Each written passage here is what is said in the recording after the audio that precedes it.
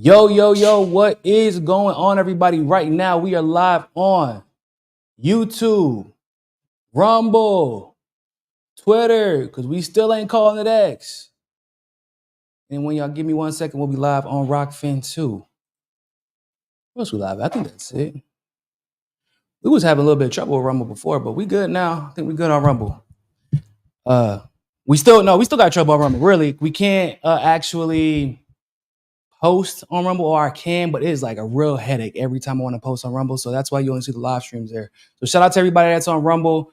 Sorry I can't see the actual comments from Rumble when we're live streaming there. That's I can't really help that. I live in Rio, so I got the same problem as Glenn Greenwald. And I'm actually still waiting on Glenn to respond to me so he can let me know how he bypasses that if he does.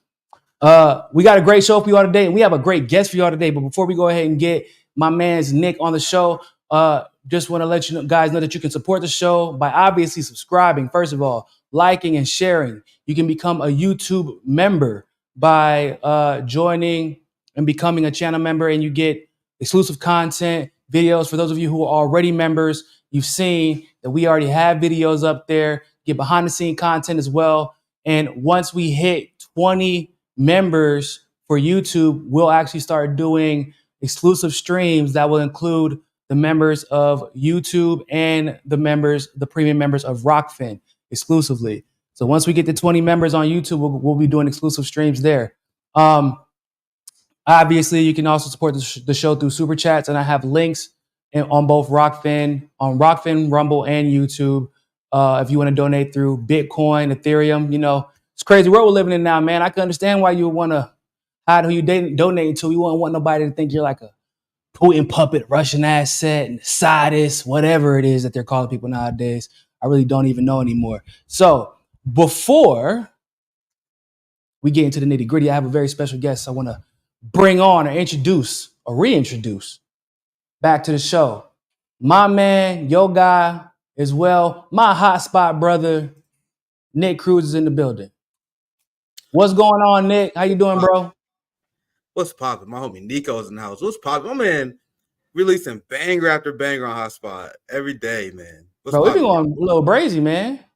We've been going a little brazy out here. Another one that should be coming out here soon, too. Greg in the lab cooking right now. In the lab. Yeah. Yeah, I didn't even get the look, man. I've been so damn busy today. I'm trying to get my thing right. But I didn't even get a chance to go as hard as I wanted to today because my baby decided he wanted to throw up on me right while I was he threw up on my neck. He was screaming. I'm like, why is this man screaming so? Bro, this man threw up all over my body. And then he was like, He wasn't having it. But I know my man's Nick got a big. What you covering today? Sure, I covered it was kind of more of a funny story. I went in the week on something lighthearted. You remember how Tucker Carlson tweeted that he had the Zelensky interview? Yes. And then all of a sudden, Zelensky and his people say, "Oh no, we never promised to interview the Tucker." So that's my video we have. What? Because we all know what happened. Because Zelensky, you did a hotspot video this week. We talk about Zelensky is more open to peace now. Now Zelensky getting more frustrated with NATO in the West, so he's like, "Fuck it, man, I'm gonna go on Tucker too." So it's up to interpretation. But I 100% believe that Tucker booked that interview. Why would Tucker lie about that? You know what I mean? Yeah, no. Zelensky got a call from NATO. I would love to hear your thoughts, but Zelensky got a call from NATO. He decided, and then they canceled it, and they pretended it never happened. But go ahead, Niko. No, I 100% agree. I mean, for all the criticisms we might have of Tucker, we know he's a professional. He doesn't lie about having interviews. In fact, he said before that when he was working for Fox News, he had planned an interview with Putin, had everything set up, and it was Fox News who got involved and stopped it from happening. And then obviously, when he became independent, he said once again that he was planning on doing an interview with Putin, and it actually went through. So I would assume that, especially given the events that have transpired this last week between Ukraine, Russia, and NATO, it was NATO and the powers that be that got involved. I doubt it was Tucker who canceled that interview because he's just kind of been doing whatever the hell he wants to lately. But I do believe, especially considering this man was literally crying out for help. We're going to play that video in a little bit. Man was crying out for help. Y'all like, man, I'm ready to do this peace deal. We getting our asses whooped. I'm just ready for this to be over. And then literally NATO puts out an announcement that they're going to put an official there. Then right after that announcement was made, Zelensky immediately rejects any peace ceasefire talks. And Hungary was actually trying to facilitate that process. And they even went to the Hungarian prime minister actually went to Ukraine today to try to facilitate that process again. Zelensky rejected. So it's highly likely, and like you said, left up to interpretation, but still highly likely that the powers that be doing what they do, man. How was your 4th of July before we get into the nitty gritty? I mean, I live in Kansas City. You already know what we did. We barbecued. So I was with my family. I was watching this Savvy and JB show. They had a banger of a show as well. So always good. And that's something that I value a lot. And as much as I want to, and I'm definitely going to visit you one day in Brazil, Rio, and I still like the idea of moving there. I have a hard time because I still have family here. And that's something that I value deeply. Nick, family reunion black, man. I'm not family reunion, but I'm diaspora black. I'm Caribbean, so he got. Hey, man, listen, I completely understand it. I mean, also family is kind of a burden, but it's a mixed bag at times. But I feel you, man. Nah, it's hard to leave, and I still struggle with it, even though I really am only close, like really, really close to my mom and my brothers and my sisters, but. Even that, not being able to see my nephews all the time and things like that makes it a little bit difficult. But, living in Brazil does make up for it. I ain't gonna lie to you. I like how close my family is. Like, I live right now in my grandma's house. When I'm in and before I lived in my grandma's house, I lived in my old grandma's house. Both my grandparents passed. Before that, I lived 4 houses down from them. So I used to see them. Oh, wow. Boy, y'all southern just literally around the corner, 3 streets down, my mother lived like literally 2 blocks away. My sister lives a block like maybe east from here. Yeah, but I see my cousin live next door to my mother. Fam, when I say we are a tight knit community here, it's no joke. And if I was one of the people who didn't have who's unfortunately don't have a close relationship with my family, I would have been out of America. I would have been out of fam. I feel you. That's the thing, like the revolutionary obligation, because my mom, they like attached here, like they born here. They don't give me the impression that they're ever gonna move away. You know what I mean? Our family lived here and for generations. That's just how my people are. So they don't give me an impression that they won't leave. Like me, even the flowing idea of going to Russia and Brazil, they're like, what? You know what I mean? That's just how they are. You want to leave further than 4 blocks away? I don't understand. I live in a rest. They fly. We're very conservative while we live, my friends. You do what your parents do, that kind of stuff, and that will kind of like me just even being a political commentator is crazy. Like they're like, what, you still went outside the normal bounds? Me not having kids at 22 was crazy. You know what I mean? Because that's southern for real. My wife got that same problem. She was raised in rural Brazil. My wife was raised in rural Brazil, man, and she got the same problem. So she was the first one really to leave. And I mean, when I talk about rural, like her parents' job isn't really a job. It's actually they just grow all their own food. I mean, even their own rice, raise their own cattle, raise their own pigs, chickens, eat eggs.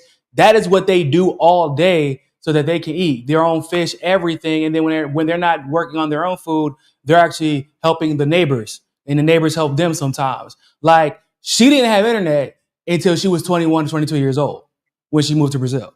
She didn't even know, like, the songs. There's like super popular songs that everybody in Brazil knows. Yeah, she didn't know none of them because she didn't have internet. So she didn't know what was popular. And when she moved to Brazil and didn't move back, or moved to Rio, and didn't move back to Maranhão, man, look, they're like talking to her like, who are you? Why you're really just going to leave? Like, you're not going to come back? Like, yeah, bro, they don't have hot water, but they cool with it. They take baths in the river. I'm not even joking. It's country. Yeah. I get it, man. But so y'all know 4th of July is basically like, for black people, it's just like Thanksgiving, but with barbecue. That's literally basically 4th of July for black people. We forgot, half of us even forget that it's Independence Day. We don't even call it that. We was like, oh man, you barbecuing? You don't get a happy 4th. You get are you barbecuing? Can I get a plate? Not a single American flag to be found in. That's not the thing. I had to think about it whenever I hear white people say Independence Day. I'm like, oh, I guess it is your Independence Day. It's a day off. Wait for us to barbecue. I'll take advantage of that. Go ahead, Niko. Eric who's gonna say Happy U.S. Empire Day. Let's do a regime change and celebrate our independence. Yeah, man, we gotta call up Guaido. Maybe he can help us out. Nope. He's a failure. Never mind. Can't call up Guaido. Definitely can't call him up for that. But I do find it interesting because I don't know what independence from what. Independence from what? Boy, we corporations? No, right? Not Israel. We trade out the UK for Israel, Nick. Basically, is what it looks like. I don't know what independence from who? Pharmaceutical industry? We can't make decisions without them. Independence From Bill Gates, from Jeffrey Katzenberg, who's running one party, and then you got old boy from Fox News, Murdoch running that part. Like, from who?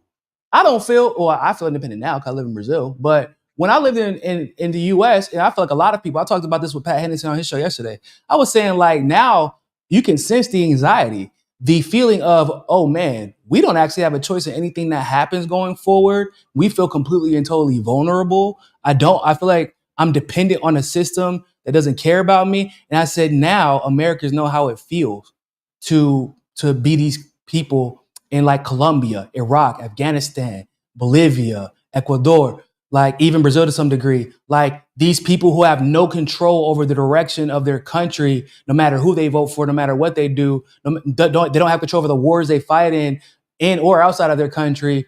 And they're with constant anxiety because they don't know what's going to happen the next year because of another country's control over whatever happens in that country. Now y'all know how it feels. This is how it feels, guys.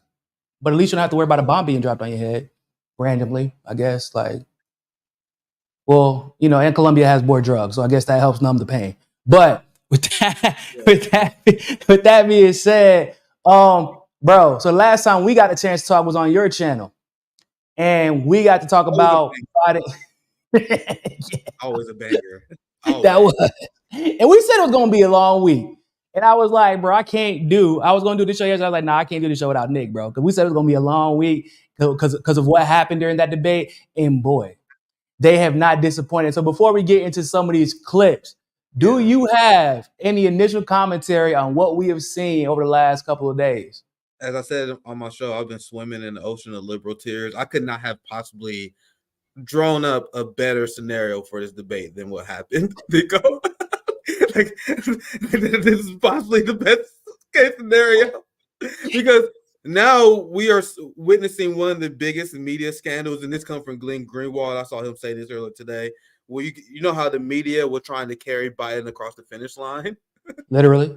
So the media telling Americans not to believe their eyes and their ears, what they're seeing about Biden's cognitive decline. Now those same people are overcompensating now because they realize, and then people, these clips not going away. Like those clips of Joe Scarborough pretend Biden's better than ever. They think those clips are going away. They're not going any away. So there's so many things I can say on this, Niko, but I start with that. It's like how many people who reputation have been completely ruined over this. It should never been taken seriously in the first place.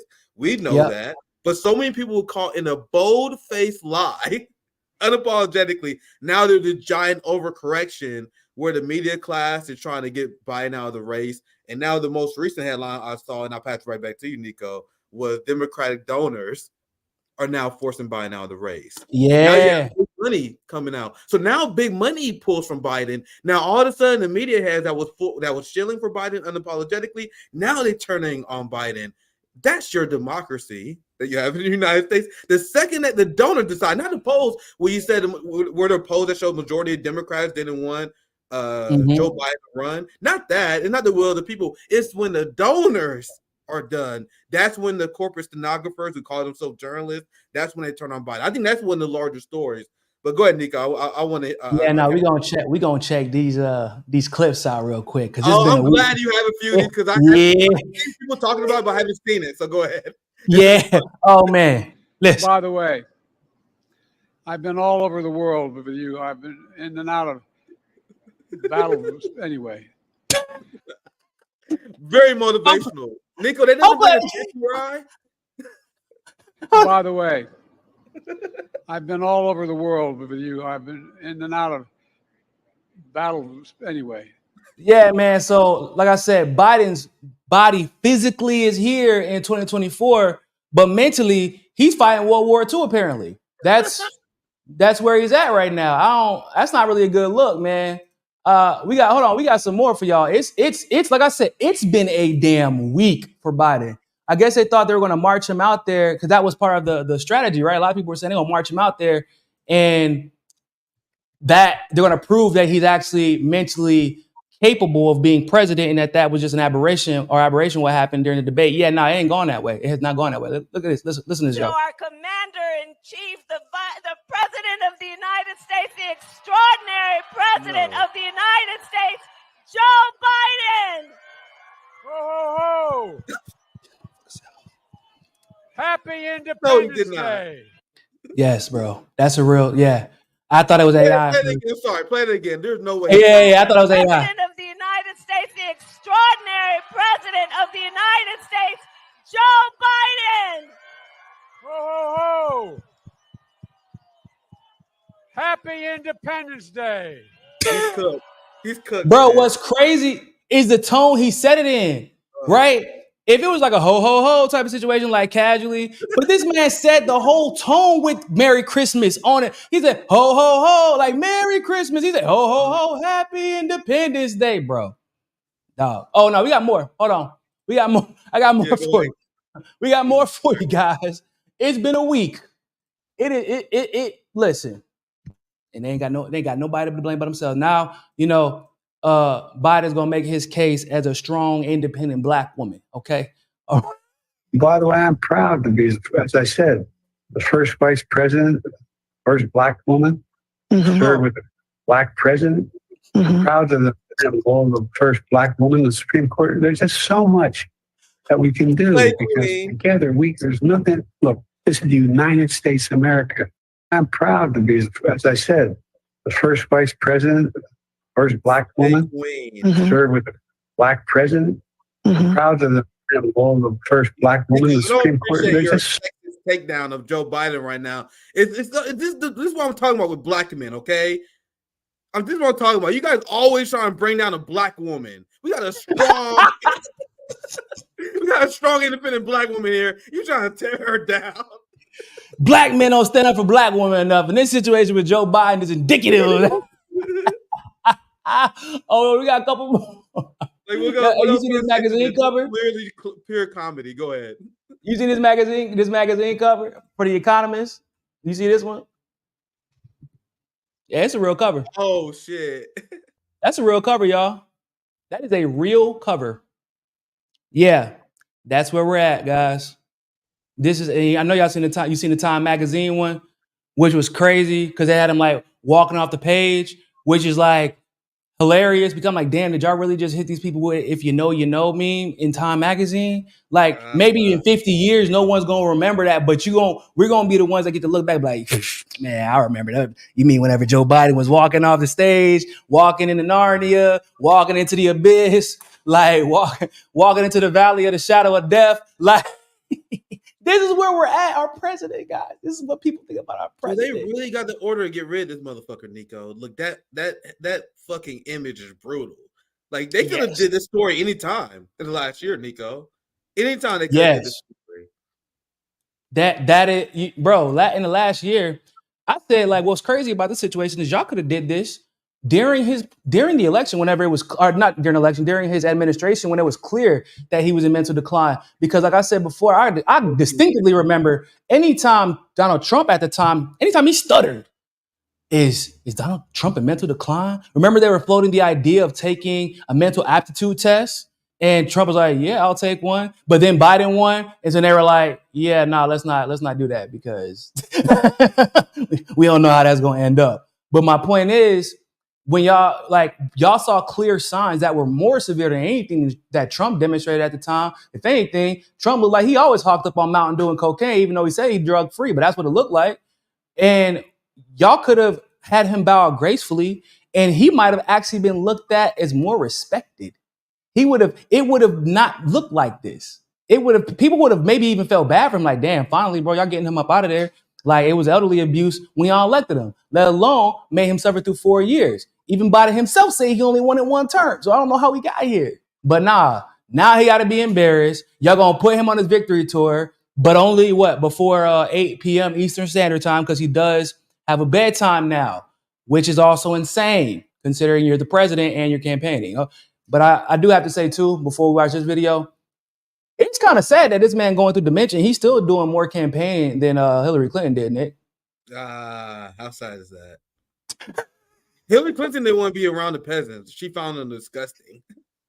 Like, you remember the videos? Like, whenever anyone would question Hillary, the way she would like look at people. I remember one of the activists who who was questioning Hillary's record, and he was like, "If you don't like it, why don't you run?" And you remember that video? And she's like, "Oh yeah, yeah." Hillary has so many of these videos where she's just awful interacting with anyone who's not the elite, bro. And that's why it was actually a strategic move for her. Like, bro, we can't. Like, Hillary can't mingle with people, but if she does, you thought so you think it would be worse if she campaigned? Actually, well, yeah, more than that's correct. Came out. She's a nasty woman, like Trump said. Like and you will see it in all these clips where she interacts with anyone. Let's say anyone who makes less than $100,000 a year, at least. Yeah. Like, she interacts with them with scorn, and I see that with all these liberal white women. To be honest, I said it many times before. Like, I've had way worse. I live in Kansas City, my friends. I lived and worked on both the Kansas and Missouri side, and I can say anecdotally, because anecdotal stories are legitimate, that my interactions with the stereotypical redneck white conservative have been way more enjoyable than the Elizabeth Warren, Pete Buttigieg style liberal. Let me say, just because we talk about Hillary, the Hillary Clinton style liberal, they are the worst people. They're the motherfuckers who lock their doors when they see you, the car doors. Yeah, bro. Press the button real fast. And people will hear you say that and they'll be like, "That's crazy." Like, nah, bro. I graduated from UNC, which is liberal arts college. I lived in New York, and bro, when I tell you, whenever I would tell people at the time in 2016, because Bernie had already dropped out, like, yeah, I'm vote for Jill Stein. I'm not voting for Hillary or Trump. And the conservative be like, "Okay, I rock with her, man. She's pretty honest, man. That's I respect your choice. I'm voting for Trump, but hey, I get it. I really do. And screw the Clintons. I hate the way they did Bernie Sanders." That's how they would talk. I would say I'm voting for Jill Stein in front of a random person who wasn't even asking me. It would just be a random white lady that would just overhearing my conversation. Boy, you would have thought that I had offered to re-inject slavery into society the way that they respond to me. Oh my God. That bitch. I'm like, whoa. And this is a real quote. Like, that's not hyperbole. That was a real quote. I said, "Excuse me?" And they're like, "How could you possibly consider voting for her? All she's trying to do is take Hillary Clinton's." I'm like, whoa, what? Well, no, like, do you actually know what happened? And either way, I wasn't even gonna come at you for voting for Hillary Clinton. Why the hell are you coming at me for voting for Jill? Like, we out here just having a drink and somebody casually asked me about this. And now this is the conversation of the night, Nick. They can't let it go. But if I was with a conservative friend, like you said, I have way more fun conversations and I can shoot the breeze with them and bullshit because it don't really have to be about politics all the time. Like, some people try to make it seem. And like, we both know, we all got them friends on Facebook that, like, man, if you look at my friend's Facebook post, boy, you would think that we would hate each other. But I'm like, this motherfucker not even like that in real life. I don't know why he on Facebook talking like this. Because they got their little Facebook group, but then you know them in real life. And usually you get along way better. But yeah, liberal white women, they are I hate to say the scum of the earth, but like, kind of. Dude, go ahead. Sorry, I used to sell cars. I sold cars for like 4 years, right? I sold cars at Toyota, Lexus, and Honda. And there's almost like a mutual understanding. And I'm lived in Missouri my entire life. I lived in these red states, right? There's almost like a mutual understanding when you talk to these like redneck hillbilly types. Not trying to be offensive. There's almost like an understanding. Like, we from different cultures, but hey, man, let's try and get through this. And it's generally better. Like, I'll sell cars to them. They walk in like, "Hey, what's up, man? I want a Toyota Tacoma." And we would get along. We would talk. We would shoot the shit. These country motherfuckers out. And it was shocked to me, Niko. I remember I was in my mid-20s, early 20s. I'm shocked. Like, man, I'm actually getting along with these motherfuckers pretty well. Then there would be a white woman with a Pete Buttigieg sticker on the back of her Bentley. She will roll into the dealership, and it will be the worst customer I would ever deal with. Like, the smug condescension, the dismissive attitude of these motherfuckers. And then you see it. And once again, this talking to you like they're the expert instead of you actually being the expert, which is why they're there talking to you. The most disrespectful. Once again, it's almost like the redneck. There was almost like a mutual understanding. Like, we're from different cultures, so let's try to get along, right? Yeah. With the liberal, it's like, nigga, they had this idea, like, you know how much I've done for you? You probably wouldn't even be here for me. And I'm trying to put it into words. You know what I mean? I'm trying to put it into words. Like, that is literally, bro. That is the best way, bro. That is brilliant. You know what I've done for you. That is literally how that. My grandfather marched in the Million Man March. Okay. we've done a lot for you people, and you need to appreciate what we've done for you. Yeah, that's exactly how they act. Or like they think that they're more educated. And a lot of the times they're not, right? But they like to act that way because they learn how to talk in a specific way, or their husband earns a certain amount, so they believe that is actually an indicator of how intelligent you actually are, which is literally not. It's actually the opposite. So yeah, no, we gotta check this video out with Joy-Ann Reid, because speaking of people who pretend to be smart, I mean, Joy-Ann Reid, I feel like for all intents and purposes, she might as well be a liberal white woman, like, right? Because of the way where her attitude that she be having, she kind of acts that way, you know. But you know, Africans and American black people don't got the best relationship as it is. So let's check out what she had to say. This whole rant is wild. Tell me who the nominee is going to be. Let me know when you guys are finished fighting amongst yourselves who I got to vote for in November to keep Hitler out the White House. That's all I want to know. Who I got to vote for to keep Hitler out the White House. Y'all do your thing. Play in traffic all you want in front of these Republicans, acting a fool in front of these people instead of privately declaring your stuff. But don't text me no more, because I'm not taking no more of these texts. Just let me know when you guys are finished figuring it out, Democrats, because I know y'all the freak out people. Go ahead and freak out, have your conversation, and then let me know who I got to vote for to keep Hitler out the White House. That's it. I'm done. Oh, and by the way, if it's Biden in a coma, I'm going to vote for Biden in a coma. I don't even really particularly like the guy. A lot of his policies, don't like him. He's not Donald Trump, right? First of all, I got to say, I was kind of surprised that she actually said that she didn't like him. Nor like, because every other black person, I ain't gonna lie, has been putting on this woe is me. We love him so much. He's been so great for us. And she actually came out and said she don't even like the guy. So I'm kind of surprised by that.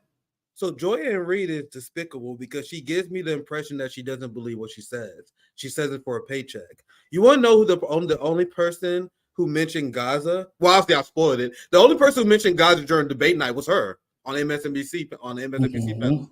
So that would make Joy-Ann Reid actually despicable, because it'd be different if you actually like hardcore. If you grew up an institutionalist, like a Joe Scarborough, for example, a Joe Manchin, his dad was in government. So does it make sense that they will be institutionalists too, because they in their heart believe in it, they benefit from it? But people like Joy-Ann Reid, she knows the criticism of the crime bill.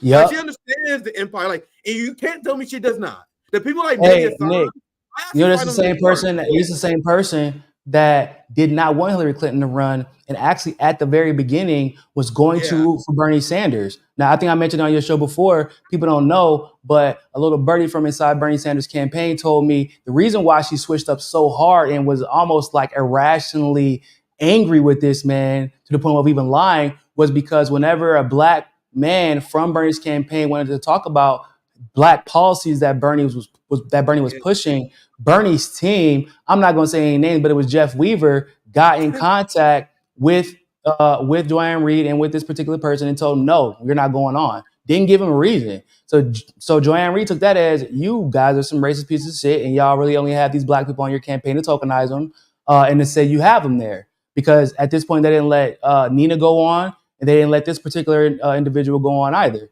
So she flipped up and switched up, knowing how horrible Hillary Clinton was. And there's actually footage of her criticizing Hillary Clinton before this happened. So you're absolutely right. She knows better and chooses to be a tool of the establishment. Yeah, I'll let you finish the video, but this is why I'm actually harder on them, because I talk a lot of shit, but I actually give a lot of grace to people who are victims of propaganda. You know what I mean? Mm-hmm. The people who were tricked, I give grace to those people despite all the shit I talk. It's the people who know better, the Mehdi Hassans, the Joy-Ann Reids, but they make a calculation to sell out. They make Crystal ball. Yeah, I actually view those people as the worst because they stand on no principle. Well, at least the hard right Republican conservative, they standing on something. Like, you know, there's like a human factor where I like, well, at least you're standing. No, these people are chameleons who will shift their morals and value based on what make them higher up in higher society, even though there's a voice inside of them. Like there's a voice inside Joy-Ann Reid right now saying there's a genocide in Gaza going on, which is why she brings it up on MSNBC. Those people are the worst. But anyway, Nick, I know you want to continue. Hopefully that point makes sense. No, you're 100% right, man. You're 100% because Joy-Ann Reid, surprisingly enough, was actually one of the most outspoken on that particular issue, right? You hear a rant from her every once in a while. You're like, Come on, why are you not connecting the dots? Like, you don't hear You're right. But go Exactly. ahead, Let me check this. Yeah, Hitler, White House. We keeping them out. Keeping Project 2025 out. That's all. Hold on, real quick. Would it like keeping Hitler, like the guy? You don't consider the guy who's actually sending the billions of dollars to neo-Nazis, the Hitler candidate? I'm just if we're talking about definitions of, and we're drawing metaphors and analogy, because Trump, for all the things he did wrong, he definitely didn't give money to Nazis. That was actually one of his red lines. It's, ironically, one of the red lines that Obama had even drawn before, even though Biden was trying to get his sent there at the time. Trump didn't send the money to Nazis, and even Obama didn't send money to Nazis. That's a Joe Biden specific thing that we're still dealing with. And so, like, it's weird that you can't really throw out the Hitler thing. That's just a really bad analogy to use at this particular juncture when NATO is sabotaging every single peace deal, sending money to Nazis, ensuring that the Azov Battalion, because before they were unofficial, they were an unofficial part of the Ukrainian government. Then they became an official part of the Ukrainian government. So yeah, man, it's probably not the best analogy to use, Joy. Just saying. All I care about. Up and down the ballot, from the rooter to the tutor, school board, all the way up to White House and everything in between, governors, members of Congress. I'm just going to vote all the way down to keep these people out. The Project 2025 thing is the whole Republican Party. At this point, it's not about Biden. It is not about him. It's above me now. There's a Best Western next door. It is about keeping Donald Trump and his Project 2025 friends out of power. That's it for me, y'all. Y'all let me know what you think. And another Why thing. do you keep saying that? I always got another thing. You guys do know that in 2020, y'all Democrats had choices of young people. You had a young LGBTQ guy, Mayor Pete. You had a Latino. You had Kamala Harris. You had Liz Warren. You had all these choices that were all younger than Biden, fresher and newer than Biden. And you know who y'all picked to be the president and the nominee? Joe Biden. He beat all the young people. She kind of cooked him there. Yes, we have on the Democratic side. Way too many of these oldie goldies that don't seem to want to sit down and retire. But when given the choice between the young and fresh and Joe Biden, y'all picked Joe Biden. That was what you picked. No, she took it, Niko. I just want to ask her quickly. I want to ask her just real quick. She's cooking here, but she's misleading, right? Because she's leaving out the fact that Obama made the phone call. Hey, it was twice. But she is cooking in some way. But I just want to clarify and add some more details there, because it wasn't like almost like, oh my God, you guys. No, it was a coordinated decision by your boy Barack Obama. But go ahead, Niko. Yep. No, I was gonna say she cooked twice, really. Like, because so you did have those young candidates, and you did have the Elizabeth Warrens, and you did have the Bernie Sanders. You even had Tulsi, who, if you were going to, at that time, with the policy that she was pushing, you could have done whatever you wanted to and replaced her after she beat Trump, because she would have beaten Trump, given that right now Trump's base is actually trying to recruit her. They're trying to recruit her. So, like, you had a person that you could have easily just replaced. But now is where we're at. I'm gonna let her finish cooking though, because you're right. She is cooking a little bit, but she's doing that shit where she misleads. Picked him in the first place. So just keep that in mind, that you've been given options in the past, and this is what you picked. Don't get me wrong. I love that you say stepped up to choose to run against him in the primary. So once again, Democrats went out and voted and picked. If you try to undo that choice, like 57 million some odd Democrats voted in these primaries. So what are you going to do? You're going to just tell them, F off, we're going to pick somebody different? It's not him. Is that different somehow than what they normally do? Oh, you sweet summer child, Joy. You sweet summer child. Now, in Niko, this is why NATO is actually pissed, because NATO is upset, because if they actually do this, that means China and Russia will be able to say the United States are not democratic and they are hypocrites. So I don't think NATO, I don't think a lot of people in the U.S. allies actually want this as well. But go ahead, Niko. No, go ahead. No, I was just saying that we're so they keep trying to play this game lately that's been pissing me off, where all of a sudden they keep pretending as if you can't switch out a candidate at the convention. I don't know where the fuck have they been at the last 8 years? Then the last 8 years, it's really been like, I don't know, since Henry Wallace, right? Wasn't he they literally, this is a vice president who already won 3 terms, served with FDR, and they flipped him out at the last minute overnight after he won. He won the delegates. Everything was good. But then they flipped them out. They switched them out. So like, why y'all pretend like y'all don't know what a super delegate is? Why y'all pretend like these pledged delegates don't flip on a dime at the convention and that this is such a big deal? It's like they're putting up a facade of democracy, Nick, and it's pissing me off. So the voters don't matter? Since when do they matter to y'all? Specifically the Democrats of all parties at this point. It's insanity. Let me finish this clip up. Because this is what they do, man. You know how I feel. You out of all people, you know how I feel because they play this game, bro. They play this. Oh man, now we're going to disrespect the voters. Y'all remember y'all literally hired a fucking lawyer to tell us to prove that y'all didn't have to respect the voters and who they chose. Y'all literally argued in court and went to the Supreme Court. Because of y'all got Bruce Spiva, who claimed that y'all didn't actually have to do what the voters wanted. So, like, I don't know why you playing stupid now. Maybe if you would have read the damn DNC fraud lawsuit instead of pretending like it was frivolous, maybe you would have already known the Democratic Party's already reached that conclusion. But hey, whatever. Kamala Harris, who was on that ticket too, on those ballots, that's not democracy. This choice has been made. And so again, unless he decides to walk away, this is your choice. It's like when you go to a wedding, you got chicken or fish. You can eat chicken or fish or just be hungry. Or like when I was growing up in my house, it's what mom made for dinner or go to bed. There's your choices. You don't always get choices in your love. You get what mom made for dinner or take your ass to bed. Well, that part, she is accurate. That is literally how the Democrats have always ran their democracies. You get what Democrats made for dinner or you go to bed. That's the problem. Y'all, she's acting like that's not how we got here, Nick. Yeah, you see what she's trying to program people into thinking? That the government is your mama and daddy. These metaphors are used not an accident. The same way with Drew Barrymore telling Kamala, we need a mamala. You know, they want you to view the government as something you subservient to. Maybe I'm looking into it too much. Maybe I'm too much of a nerd. But I don't think this shit is an accident. The fact that she pulled these parent metaphors, they want us to think that way. Like the fact that here's your choices. The government give you choices. You can't go outside of it. Like I think that's 100% on purpose, and it shows that she get paid a big buck for a reason, Niko. Man, like we can see through all this shit, and it's very nefarious what she does. But she get paid a big buck for a reason, man. Like, I tell people all the time, like you don't make that much money to tell the truth. You don't make that much money to tell the truth. Hey, you gotta be good at convincing. You only make that much money when you're really good at convincing people of lies.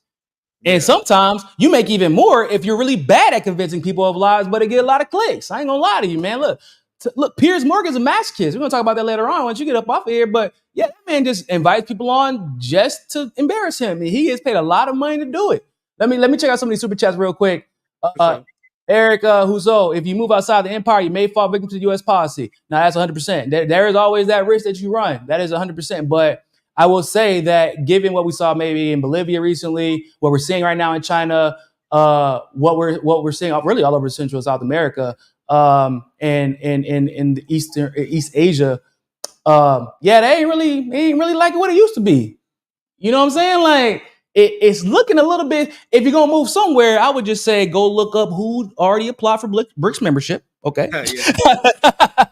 Right? That's why when people say in response to me as someone who lives in the United States, they're like, why are you covering de-dollarization the way you do in like a giddy voice? Why are you? So I'm like, motherfucker, there's other countries I'm more than happy to live with than this shit ever tanked, bro. And that's why I'm like, I'm covering it objectively for humanity. De-dollarization would be great.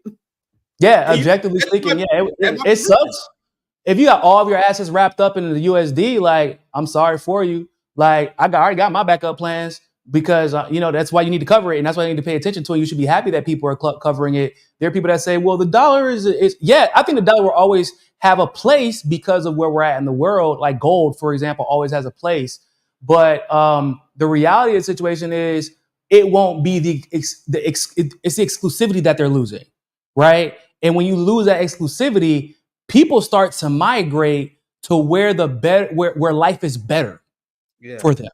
And people are moving to China. People are moving to Japan. People are moving to Central and South America. It's happening.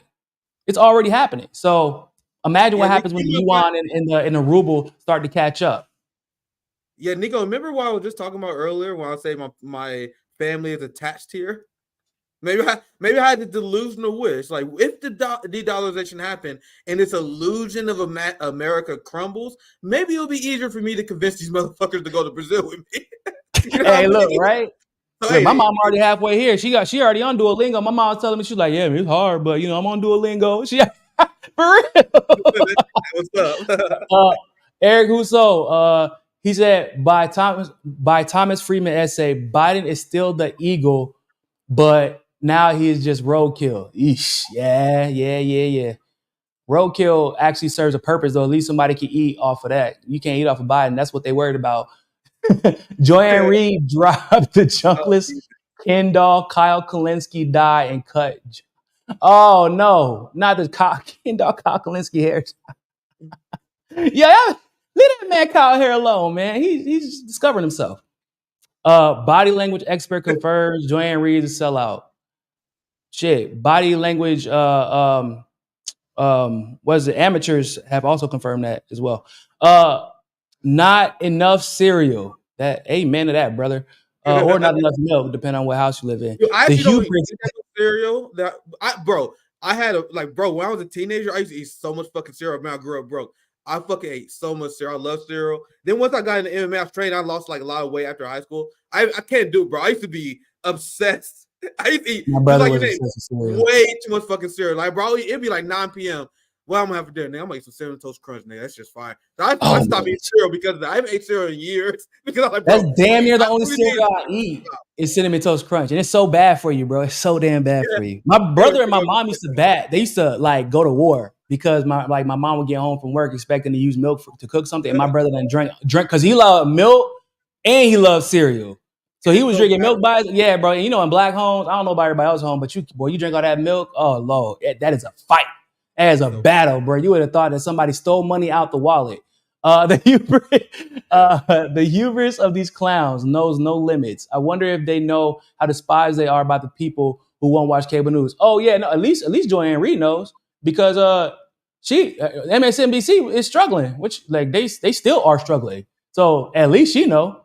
But no, I would say that a vast majority of people know. That's why you got people like Piers Morgan didn't go look for another job with mainstream media when he got out. Whenever he got fired, he could have gotten one, I'm sure. Even Mehdi Hasan didn't go look for another job in mainstream media. They are seeing where the wind is turning and they're trying to posture themselves as being independent, even though they're not.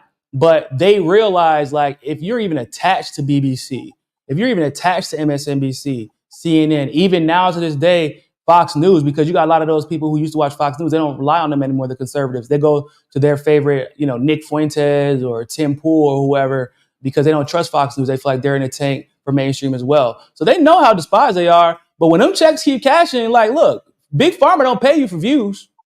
They pay you to say what the hell they want to say. Like, the military industrial complex don't pay you for views. They pay you to say what they want to say so that the people that are watching go out and repeat what you're saying and are okay with the constant wars that we're waging. Not only, once again, I always say that we're not only waging war overseas, but in the U.S., they're also waging war. Bro, we got to check out this Van Jones clip, man. It's so weird, Nick. It's a weird clip. Van Jones has been saying some weird shit lately about Biden, and it's past compliments. It's to the point where I really believe that his wife is going to write a strongly worded email to Biden if this keeps up. I'm not even joking. Let's check. We're gonna check this shit out, y'all, because it's strange. And not just the fact that he actually thinks Biden was a good president. It's beyond that. It's the compliment. Look, I'm just gonna be honest. I mean, everybody comes on the air and says all this great stuff, but behind the scenes, it's full scale panic. People are passing around legal memos, PDFs are flying back and forth on WhatsApp, trying to figure out what are the options? How can you replace Biden? How do you get him to do it in a way where he feels respected as he should be respected? Who should Kamala Harris's vice president be? The conversation on air and the conversation off air are completely different. And so the same thing what you saw with the Trump situation, where people would come on air and defend Trump, then you talk to people, and then we got a crazy candidate. We don't have a crazy candidate. We have a great candidate. We have a beautiful man. We have someone who loves his country. We have someone who has given his all. His all to the Did you say what I thought you said? Hold on. One of those things doesn't like one of those things you said doesn't match the other things you were saying, sir. Like, can you keep it politics? Can you keep it in your pants? He's a beautiful man. Wait a minute. Hold on, sir. Like, pause for the cause, please. I just need to know what that means. Can you explain that in political terms? I don't know. Like, it's already weird enough that you're pretending like this man was a decent human being at all, let alone a decent politician. But then you take it a step further after you said you loved him the other day after the debates, which is peculiar. It wasn't just him, which is also weird because, like, you're a journalist. You shouldn't be loving politicians. And the fact that there are so many that claim to love Joe Biden probably demonstrates that there's a huge problem in the system because Joe Biden's a segregationist who literally is a sex pest, sexually assaulted Tara Reid. Everybody, I mean, we know they love him because they jumped out to defend him whenever all that news broke. So, like, but beautiful man, Nick, he beautiful now? Yeah, remember their job is not to have self-respect. Their job is to try to tell you how to think. They want you to think that. Whether Vandal really believe it or not is up to interpretation.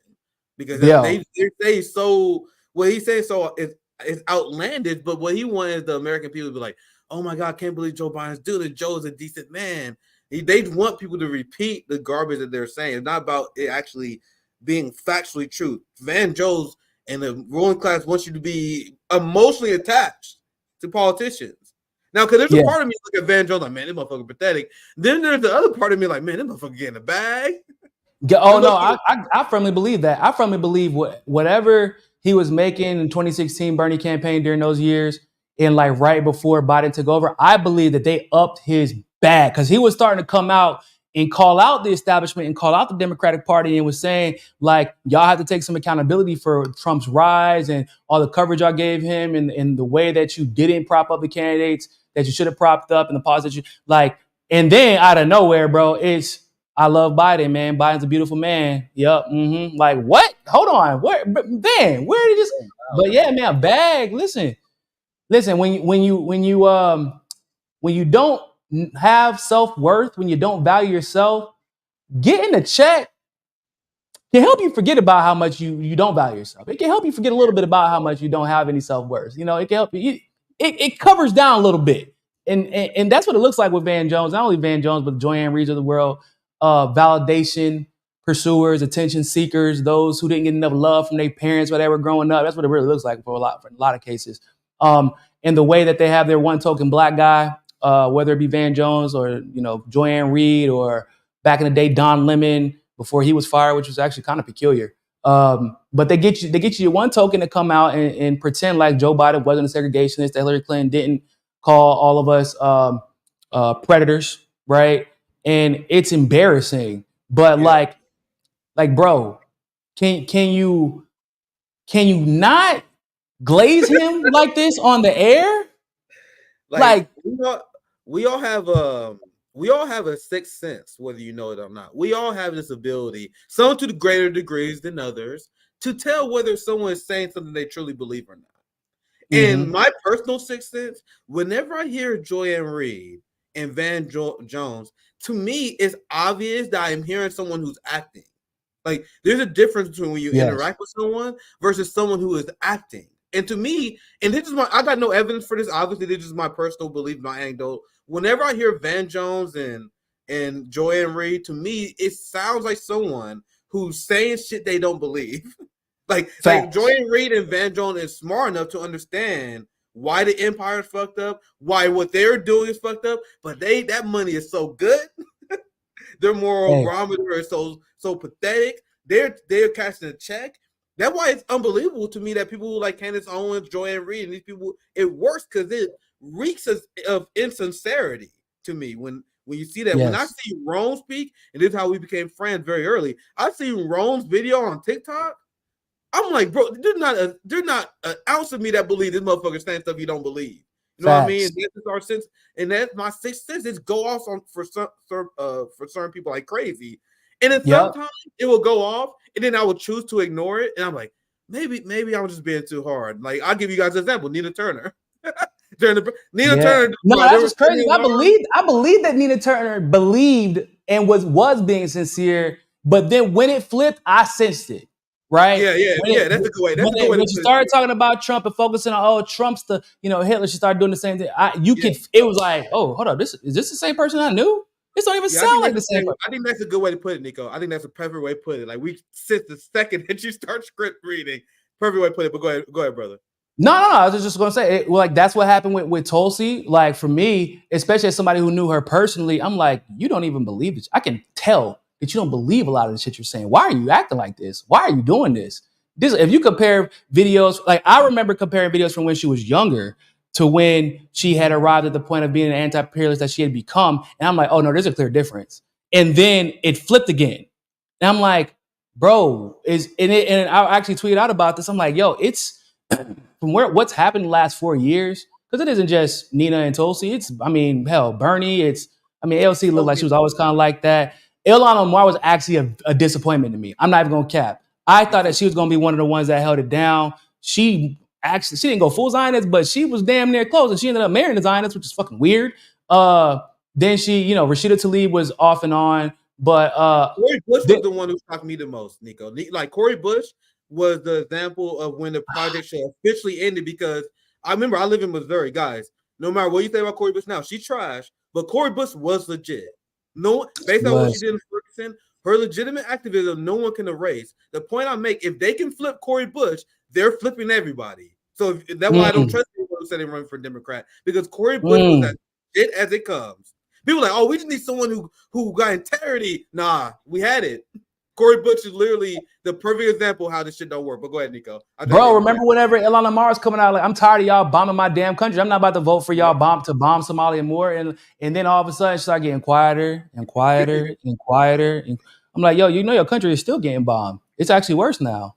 It's like what's happening in Somalia is worse now. And Ilhan Omar is quieter than she's ever been about the situations happening in both in Congo and Africa, or not Africa, Africa in general, but Congo, Somalia, and all the surrounding areas. And like you said, man, there are some people who genuinely had integrity, and they get flipped once they get to Washington, and they start to build up this lifestyle that nobody wants to incorporate that. But a lot of these people, they are the first people in their family to have any type of financial security.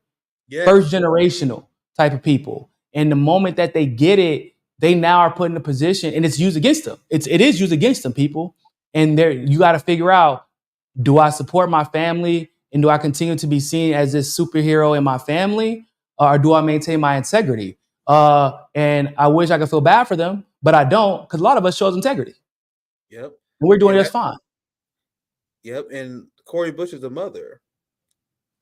You have opportunity to have your child grow up in the upper class, go to the greatest schools ever, or you can try to be a revolutionary and you can get your ass kicked by the establishment. They will blackball you. That's the decision I will make.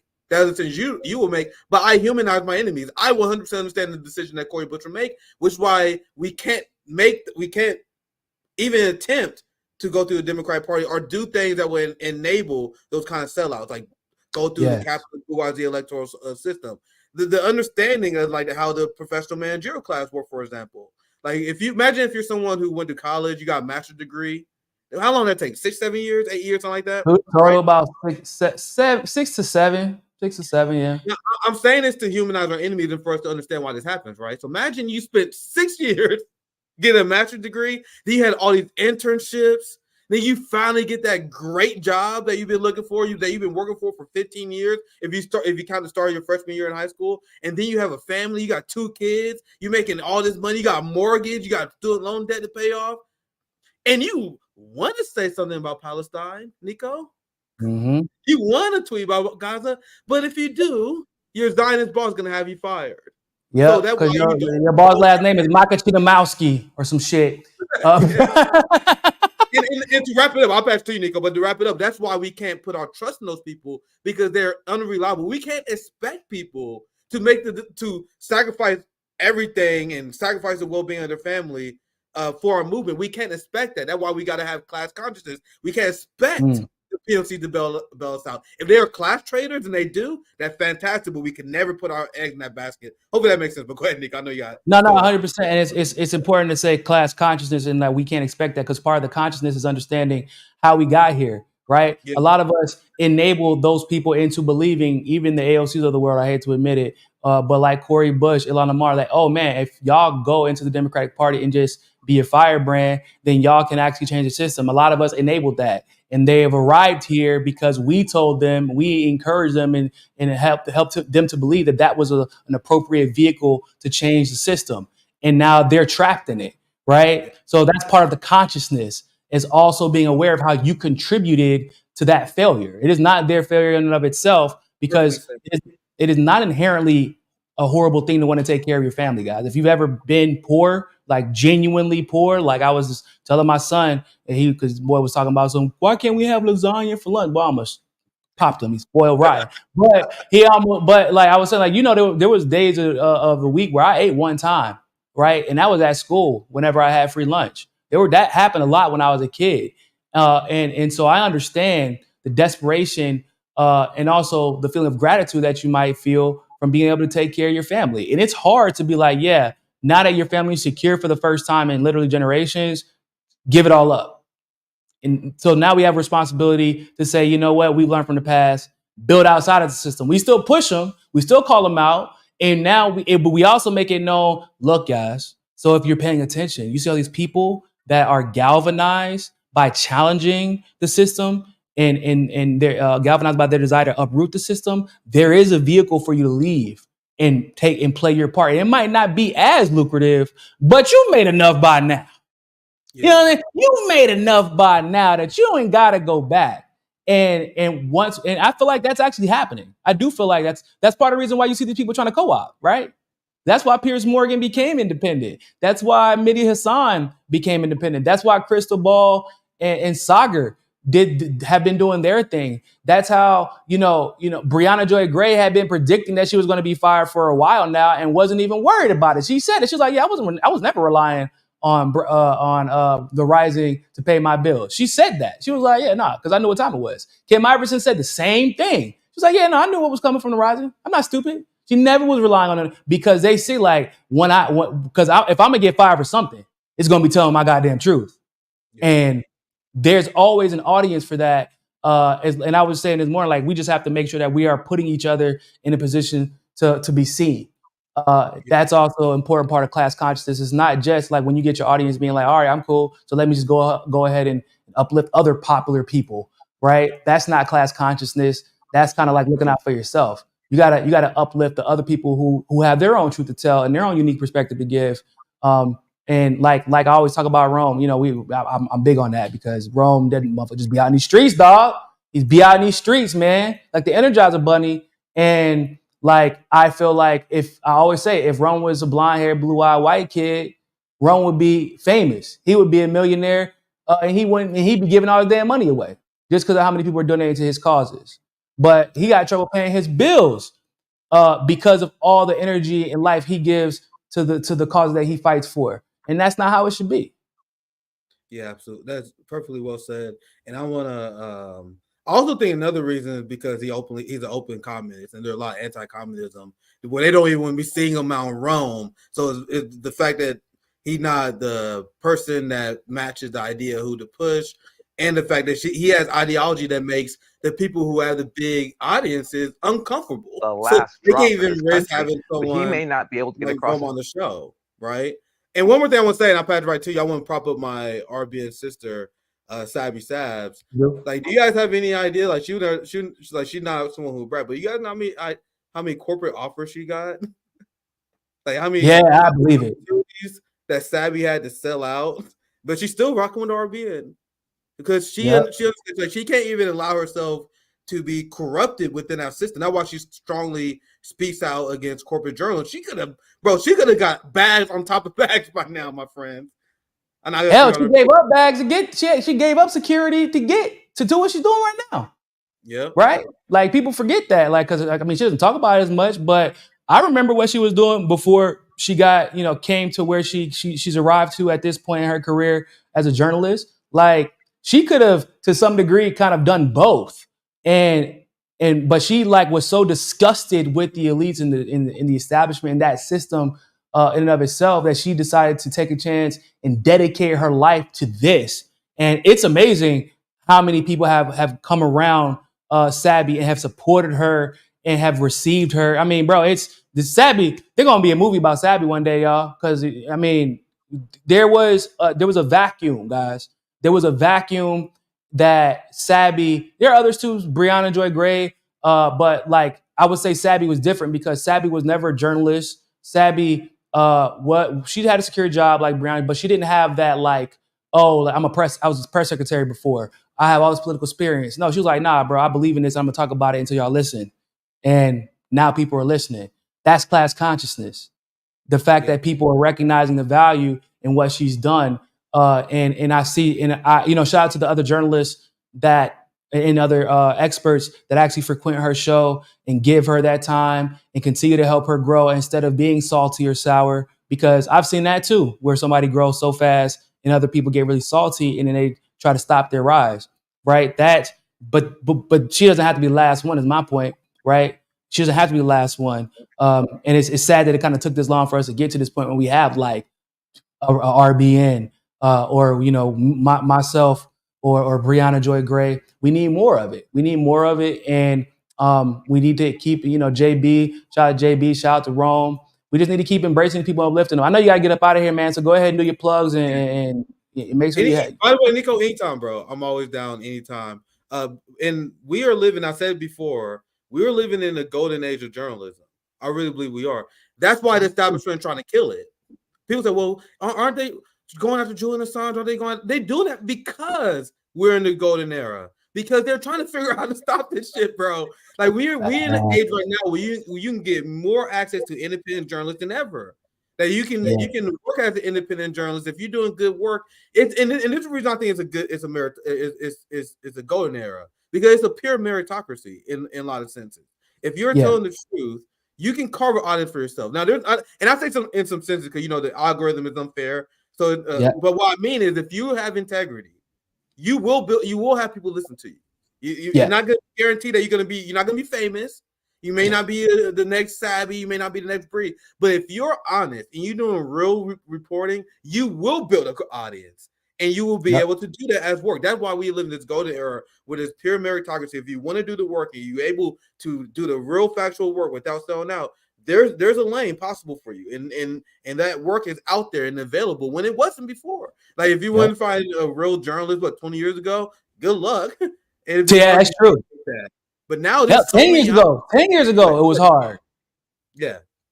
And on the other note, side of that coin, if you bullshit enough, you will find yourself a little hurt too. Okay, so there's that side of the coin. You will find audience if you're telling the truth, but if you start to bullshit, people, I ain't gonna say no names, but there's some people in the find out stage of their career because they decided they acted like they were truth tellers, they acted like they were on the right side of the fence, they rode the different algorithm waves by mentioning certain names all the time, and now they're finding out, damn, okay, I thought my audience was with me. Like, no, they was with the names you was talking about.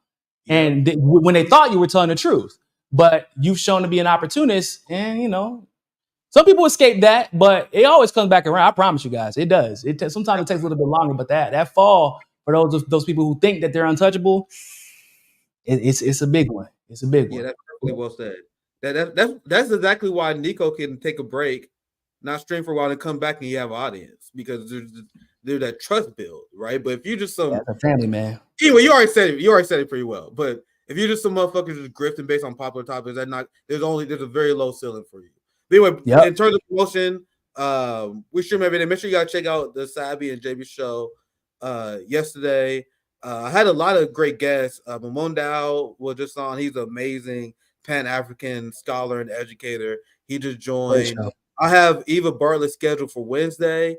We were supposed to do something today, but the time difference is wild. Yeah, so we had to reschedule again. I apologize for people who were looking for my conversation with Eva Bartlett. The point is, big shout out to Zoya's Love, Zoya's Life, my great friend who's been helping us with booking. That's why she's been helping us get a lot of great guests on RB. And I just had yourself, Niko, Misty on as well. A lot of great people I've been meeting as well. S.O. Cathan from Twitter was just on as well. So the point is, new era RBN going strong. You're gonna see Niko a lot on there as well. And a hotspot video releasing there very soon on RBN. You also guys can follow me on Socials MMA on Twitter and X. Thank you for having me on anytime, Niko. It's always fun. Appreciate you, man. Go ahead, get up out of here, dog. I'll talk to you soon. Yeah. All right, people. So we back in the saddle. We're gonna continue with the show. Appreciate it. Let me. I hope I didn't. I think I may have missed one. Yeah. JVP U2 campaign for Ilan Homarament wants U2. Oh, who wants me to campaign? Wants me to campaign, or you literally the band U2? Because I ain't campaigning for no Ilan Omar. I don't campaign for Democrats. Sorry. Penny Echoes, overworked South Korean robot suicide, a lesson to learn. Oh yeah, I saw that. That was a crazy. Yeah, I don't know if y'all ever seen that video, but there was a robot that worked itself to death and like it literally committed suicide. That's a real story. I thought it was a joke at first. I thought it was like some onion, but this was like months ago. But it kind of lets you know because AI. I always feel like people once again overestimate AI. And they don't really learn the lesson that they should be learning from AI, which is that humans are extremely flawed and AI will never really be able to like take over humanity. And the reason why is because it is limited by the human capacity. And most humans are kind of not that smart. Like I know we like to think we are, but what it can teach you is the limitations of humans. And if a robot who doesn't actually have the capability of being exhausted, right? You would assume, oh, you just recharge his battery. But the AI is programmed by a human, and humans have certain needs. There's a need, like including the need for fulfillment. If that robot decided, I am no longer feeling fulfilled, and it committed suicide, that should let you know everything you need to know about the human condition, right? There is more to life than work, especially if you're working without getting paid, which of course this robot was doing. But working and getting low pay, working and not getting your value, which is what we're seeing a lot of. That's just like, that was a big, like for me, that was like a light bulb, like, damn. Whoa. First of all, AI is crazy. And also, wow, humans are kind of screwed because this is how a lot of people feel. You know, they might have other reasons to not want to, you know, off themselves, unalive themselves because they have extenuating circumstances like family, friends, loved ones, whatever. But like that robot didn't have any of that, and that was a choice he made. So, Otto Carnage, thank you for the super chat. Nobody for president 2024. Hey, bro, on God, it's what it's looking like. It's what it's looking like. You know, I like Jill Stein, but like I think that she didn't get the New York ballot, so it's like not even possible for her to win. I don't even think it's possible at this point for her to win, unfortunately. You just can't win without New York. It's sad, but it's where we're at, bro. And I'm not voting for those pieces of shit. I'm not doing it. If she does, I technically still vote in Florida. So if she does get it in Florida, I'll probably end up voting for her. Because I do vote for local elections in Florida. Because actually in Florida, it's a super big deal. Local elections in Florida are a big, big deal, actually. More so than in other states, I would say, because of how mixed. It's very, very, very mixed in Florida. There's in Miami specifically, there's not a lot of like the Democrat, Republican, et cetera, like that shit's kind of unimportant. It really matters what your policies are because of how mixed the area is. So, but yeah, man. But if she don't make that ballot, I'm not even sure if I'm gonna make the effort to vote. Because for what, right? So, but I like to vote for accountability. I don't vote for to expect an outcome. Because, like, come on, guys, we know they're not our elections anyway. Spark A, thank you for the super chat. Ever find out what happened with the American troops who were kicked out of Niger, ended up displacing French troops in Côte d'Ivoire? No, I do not know what happened. Actually, I assume that they just returned home. That's what I assume happened. It's a very good question, though. But yeah, man. So the moral of the story. Oh man, I wish I had a chance to show him this. Before we move on to the next subject, y'all got to see this. Because I'm a big GOT fan. I'm a big Game of Thrones guy. And this right here, y'all. It said voting for president in America be like, bro, Prince Joffrey, and this is Viserys. Or is it Jaehaerys? Pretty sure it's Viserys. But, bro, y'all, do y'all understand how hilarious this is? Because now I ain't gonna cap King. Why can't I? What, is that Viserys or Jaehaerys? I always forget if it's that's Viserys, right? Yeah. Okay. Yeah. They said Viserys. Yeah. Like Viserys was actually a good king, but like you get the point. It's like that boy's on his deathbed, and actually it was kind of a big problem within the show, right? It was like a huge problem because everybody was fighting to figure out who was going to take his place. And everybody actually started fighting to figure out who was going to take his place long before, years before, many heirs before, because there were kids and grandkids that were born waiting for him to die, and people were planning in advance, trying to figure out who was going to take his place. So that's what made this meme hilarious to me. But yeah, man. This is a hilarious meme. I just thought that all my Game of Thrones fans would appreciate it because, bro, that's kind of like what it is, man. This is kind of the world we're living in right now. I'm not going to cap. So we got a few more topics to discuss, man. We got to talk about Ukraine and NATO. This has been a bad week. It's been a bad week. For Zelensky, it's been a bad week for Ukraine. I guess a normal week for NATO. They just kind of keep exposing themselves. But we want to check out this quick hotspot video I did a couple days ago. And then we want to get a little bit more into the nitty gritty. Let's go ahead and check it out. Y'all make sure to follow Hotspot on Twitter if you have not. At Hotspot on Twitter. After 3 years of fighting with Russia, Zelensky is finally ready to come to the table and figure out a peace deal. I know we've all seen the propaganda. Ukraine's winning. They're holding the line. Russia can't break through. But the reality is their numbers are dwindling. Ukrainians are dying unnecessarily. And even Zelensky admits it and is ready for this unnecessary war that was driven by NATO to come to an end. We don't have too much time because we have a lot of wounded and dead people on the battlefield and through civilians. That's why we don't want to have this war during years.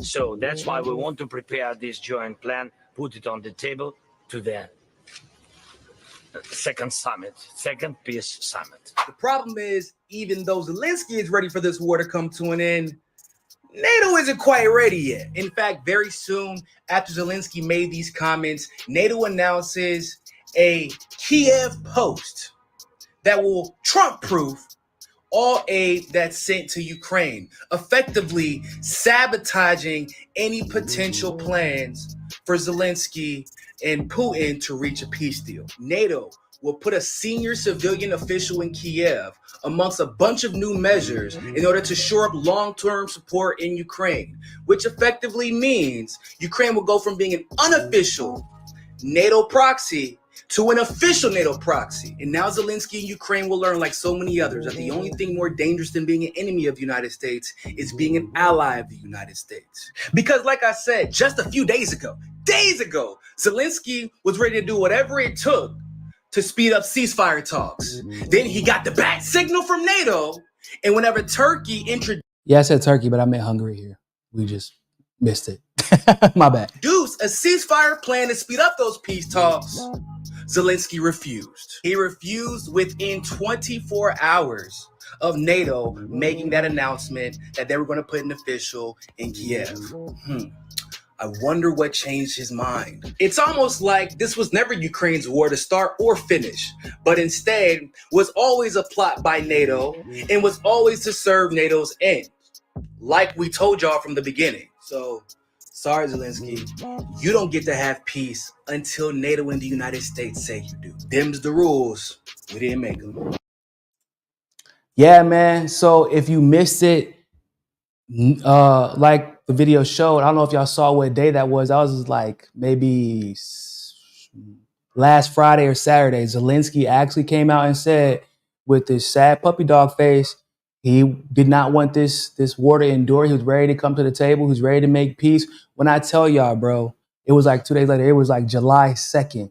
Earlier that morning, NATO made the announcement. Let me see if I still got the article over here, because I really couldn't believe it. It was like earlier that morning, y'all. I bullshit you not. They came out and were like, yeah, nah, so here's what's gonna happen. Yep, I found it. Yeah, we got it. July 1st. So yeah, it was July 1st that they came out, and then Zelensky had to literally change his whole tone. Let me pull this up for you guys. God forbid that boy is tired of his own people getting thrown to the meat grinder. NATO to establish Kiev post and seeks to Trump-proof Ukraine aid. NATO will station a senior civilian official in Kiev among a raft of new measures designed to shore up long-term support that are expected to be announced at a summit in Washington next week in the United States and alliance. I don't know what "and alliance" means, but yeah, for some reason this conversation is being had in the U.S. Surprise, surprise, right? After days, just a couple days after Zelensky announced he wanted a peace deal. The steps seek to buttress Ukraine's prospects to eventually join the alliance without offering it membership. Now, I want y'all to think about the irony here, because that's literally what it did. Because y'all remember, like 2-3 days later, they got denied membership. So, yeah, this is an accurate interpretation of what they were trying to do. They come amid a right-wing political surge across Europe and the growing possibility that former President Donald Trump could return to the White House and reduce American support for Ukraine. Do y'all understand how weird this is? Y'all might have gotten a little bit confused or befuddled because NATO will station a civilian official in Kiev. For some reason, though, it is being announced at a summit in Washington, D.C., the United States. And NATO is putting official in Kiev because they're worried Donald Trump, as president, will stop the U.S. from sending aid. Those two things shouldn't actually be related, technically speaking, correct? Because we were told that, one, NATO, that Putin is crazy for thinking that NATO wants to overthrow his country. Two, we were told that we were crazy for telling the world that this is NATO's war, and specifically the US's war. And the US was using NATO in Ukraine by proxy to go after Russia and to bait them with by antagonizing Ukraine, or not antagonizing, excuse me, enticing Ukraine with NATO membership. That's what we were saying. And they told us that we were crazy. Like, it's weird when they wrote this article, they didn't even think about how weird it would sound. Yeah, man. So a decision will be made about NATO in the U.S. To prevent a U.S. president from sending more U.S. aid. United States, U.S., United States. But also, this is just about protecting Ukraine and totally has nothing to do with the United States, right? Okay. They just keep mentioning the U.S. over and over again. Whatever. The North Atlantic Treaty Organization is also establishing a new command in Wiesbaden, Germany, to coordinate the provision of military equipment to Kiev and the training of Ukrainian troops. What troops? Boy, in a year, there ain't going to be no troops left. There are going to be 0 troops in Kiev. In fact, this man, Zelensky, like he said in the video, doesn't want this war to continue. And y'all are like, so here's what we're going to do. We hear you. So we're going to give you more weapons and train more troops so the war can continue. Does that work for you? Does that work for you, Zelensky? Understand that question is rhetorical. You really don't have a choice in the matter. That's where we're at. Y'all smash that like button. If this is your first time here, make sure to subscribe. Consider becoming a member. Because there ain't going to be that many people that talk about foreign policy like this. The operation, to be called NATO Security Assistance and Training for Ukraine, will be staffed by nearly 700 U.S. and other allied personnel from across the 32-country alliance. It will take over much of a mission that has been, they're telling y'all they're about to start sending some of y'all lives. They're gonna start sending some of the troops. Yeah, that's kind of a big ass deal. In case y'all didn't realize, that's a big ass deal. It will take over much of the mission that has been running by the American, but that has been ran, by the American military since Russia's full-scale invasion of Ukraine on February 2022. The new initiatives have been in development for months, but they take on a new urgency following President Biden's weak performance in his televised debate with Trump on Thursday and Trump's complaints about the money the U.S. has spent on Ukraine. Bro.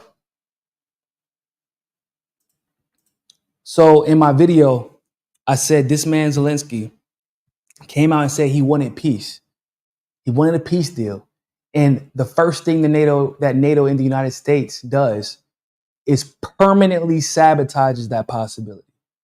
That's because there's no way that NATO is going to be allowed to put an official in Ukraine with the very specific and explicit goal of making sure military aid continue to go there, to continue to wage a war, not only against Russia, but continue to bomb places like Crimea, for example, like they've already done. And y'all think that Putin is going to be willing to talk about peace? When the whole point of this war is what, ladies and gentlemen? We told y'all don't join NATO. Don't even entertain the thought. If you had a dream about it, don't tell nobody. Just get it out your mind. Pretend it was a nightmare and forget about it. That is the reason this war is being fought. Outside of the fact that they violated the Minsk agreement on numerous occasions, including bombing and killing ethnic Russians in East Ukraine, the Donbass region, and Crimea.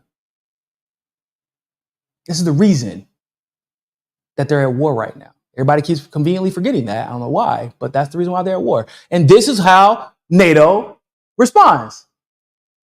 Bro, they don't give a damn about you. This is you. I'm reaching a point where I'm just I'm feeling sad, y'all. I'm legitimately beginning to feel sad. And then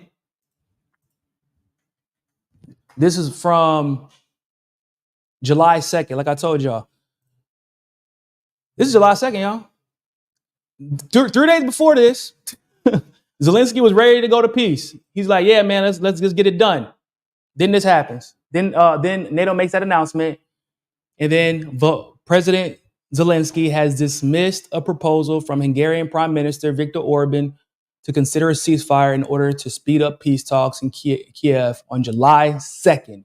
They made the announcement that they're going to place that NATO official there on July 1st. On July 2nd, this man Zelensky backtracked everything that he said about wanting to pursue peace. That quick. This man has no control over what's going on there. And what makes all of this even worse is it kind of makes sense, right? It kind of makes sense because now you're in a position, if you're Zelensky, where, okay, I know I got this summit coming up. NATO is going to be weighing in on whether or not we can become a member. I know that I say I want peace. I know that that's what's best for my people. But at the same time, I don't really have control of the situation. So at least if we're a member of NATO, this work kind of makes sense. We have protection. They can, initiate that article because you know what they say when you attack a membership was Article 2, if I'm not mistaken. Don't quote me on that. But if you attack a member state, it's war, right? Okay, let me play ball, bro. On July 3rd, they announced that they were going to deny this man NATO membership. They announced on July 3rd that NATO membership will not be given to Ukraine. after he completely backtracks on behalf of NATO because of NATO. Oh, it's Article 5. Thank you. Appreciate you, Dr. Nick and Fred. And to top it all off, ladies and gentlemen, the reason why they said they're not going to give membership to Ukraine, I would think that it's because, I don't know, hey man, we don't want World War III. Putin's kind of showed us that he's not playing. You would think it's because of that, right? Maybe that. We don't want a war, all out war in the region in general, because it wouldn't just be Russia that has a problem with that, I'm sure. Because I don't know if y'all heard, but Putin has been giving out missiles like Oprah. Boy, that man went to North Korea. That man's been giving, he's been giving missiles to everybody. If you don't like the United States, you get a missile. You get a missile. Everybody gets missiles. Check under your seat. It's a ballistic missile. This man Putin has been giving everybody missiles, guys. So it wouldn't just be a problem for Russia, because now that I didn't give everybody missiles, I got a lot of friends in the region. And if you make them a part of NATO, I think that my friends might have a problem with that. So you would think that that's the reason why. But nah, that's not what they said. You know why they deny Ukraine membership into NATO? Because Ukraine is too corrupt, ladies and gentlemen. Those are not my words. Those are not my words. NATO, and more specifically, the United States, said that Ukraine is too corrupt to join NATO.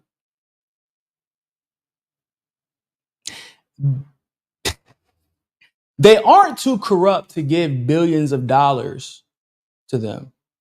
U.S. tax dollars, not even just the U.S., Western powers all over the world, really. But it's the U.S. who clearly runs NATO. Like the NATO is the U.S.'s baby.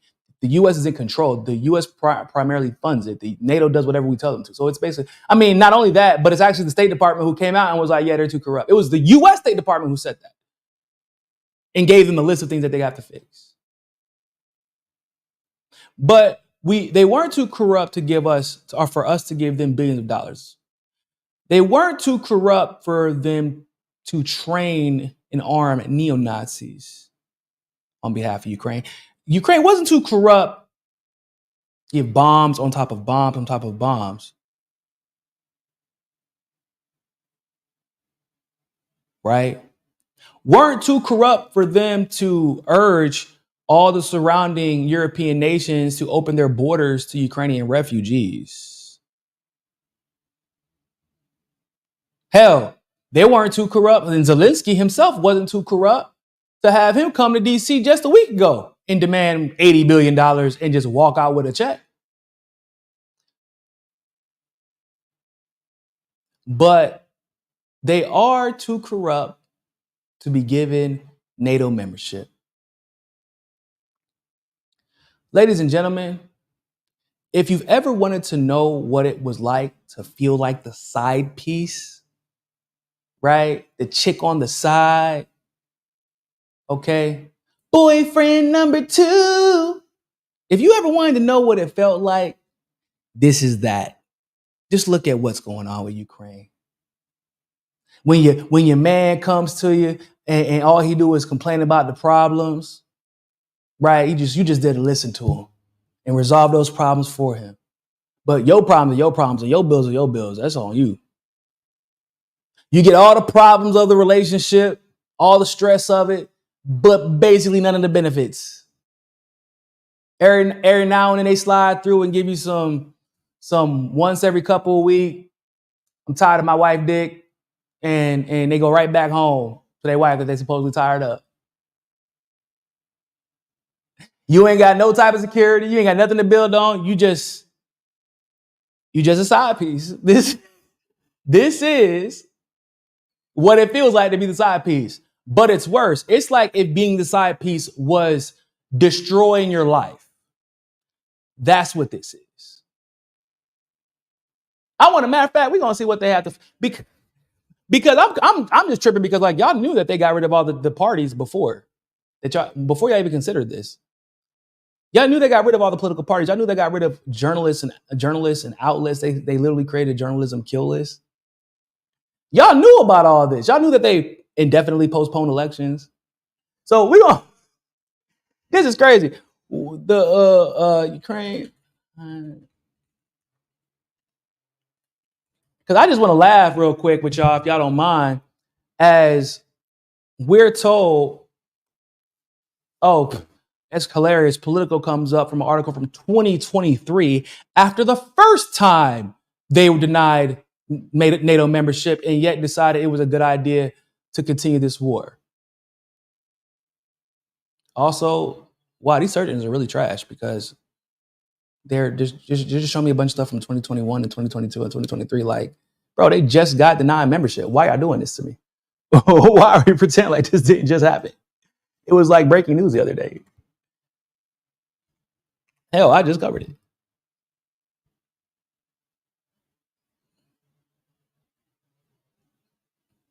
Oh my God, this is wild. Y'all want to see what I'm looking at? I'm gonna show y'all. I gotta show y'all this.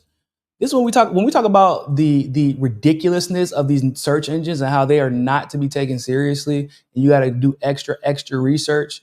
This is what I mean, y'all. Zoom in real quick. This is just a sidebar. Look at this. We know that they just got denied membership. Why is an article from July 12, 2023 coming up? Bro, we in 2024, and this just happened a couple days ago.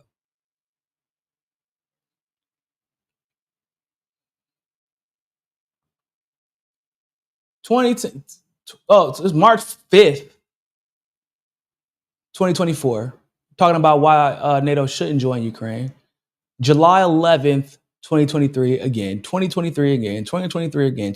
Bro, this is breaking news. Why is Google showing me stuff from 2022, 2023, January 2024, July 11th, 2023? February 2024, September 2014, April. What the This is why we don't use Google to find important stuff, people. Because this is crazy. This is nuts. I don't even know what to say about that. Like, y'all couldn't even show me articles talking about what happened with the like. Y'all couldn't even show me mainstream media shit about it. It's nuts. I'm sorry, y'all. That's crazy to me. Like some other, they just said they gave them a list. The U.S. State Department gave them a list of things that they need to fix in order for them to gain membership. Now, this is a similar list to what they gave them before, and nothing has changed. But the fact that you have the unadulterated gall to be like, yeah, so you better not do a peace deal. Also, we're going to put an official in Ukraine to make sure we can still keep giving you military aid. Also, you can't really be a part of our club. Sorry. But thanks for replying. That is insanity. That is insanity, bro.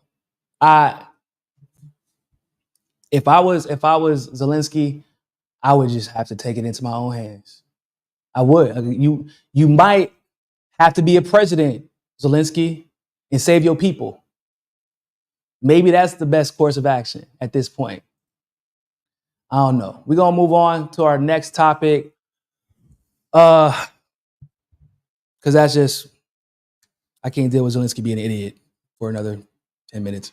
I don't know if y'all have heard, but not Zelensky, Jesus Christ, but Israel has decided to annex almost the majority of the West Bank. They announced these plans on Wednesday. I'm gonna go ahead and play y'all the hotspot video. Then we're gonna do a little bit of a deep dive into that.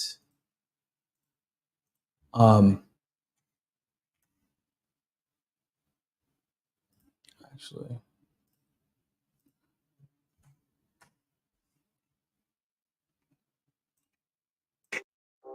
Israel plans on punishing Palestinians by building more settlements in the West Bank because other countries decided to recognize Palestine as a legitimate state. Norway, Ireland, Spain, Slovenia have all recognized Palestine as a state independent of Israel. Now, this is partially in response to the events that have taken place in Gaza since October 7th, but this is also a response to Israel's refusal to even consider a two-state solution in which Palestinians have the same rights as Israelis in the area. So the far-right finance minister of Israel, Smotrich, said they should approve 10,000 new settlements in the West Bank as punishment for each country that had the audacity to recognize Palestine as an independent state. And unfortunately, he's likely to get his wish, as Haaretz points out that 6,016 housing units in many West Bank settlements are going to be built. To make matters even worse, they're even going to greenlight and legalize 5 illegal outposts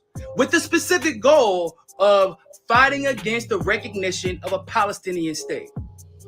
But Hamas, right? Now, a lot of people will still try to convince you that this is not an apartheid state, but they'll leave out the fact that while Israelis can seek leases for these new settlements, Palestinians still cannot have private ownership in any area in the West Bank. Now, this has been announced as part of a grander plan to annex the entirety of the West Bank. And if Israel successfully annexes the entirety of the West Bank, where exactly are Palestinians supposed to go? Or a better question, how is Israel even allowed to openly discuss annexing an entire territory without being punished and thoroughly reprimanded by the international community?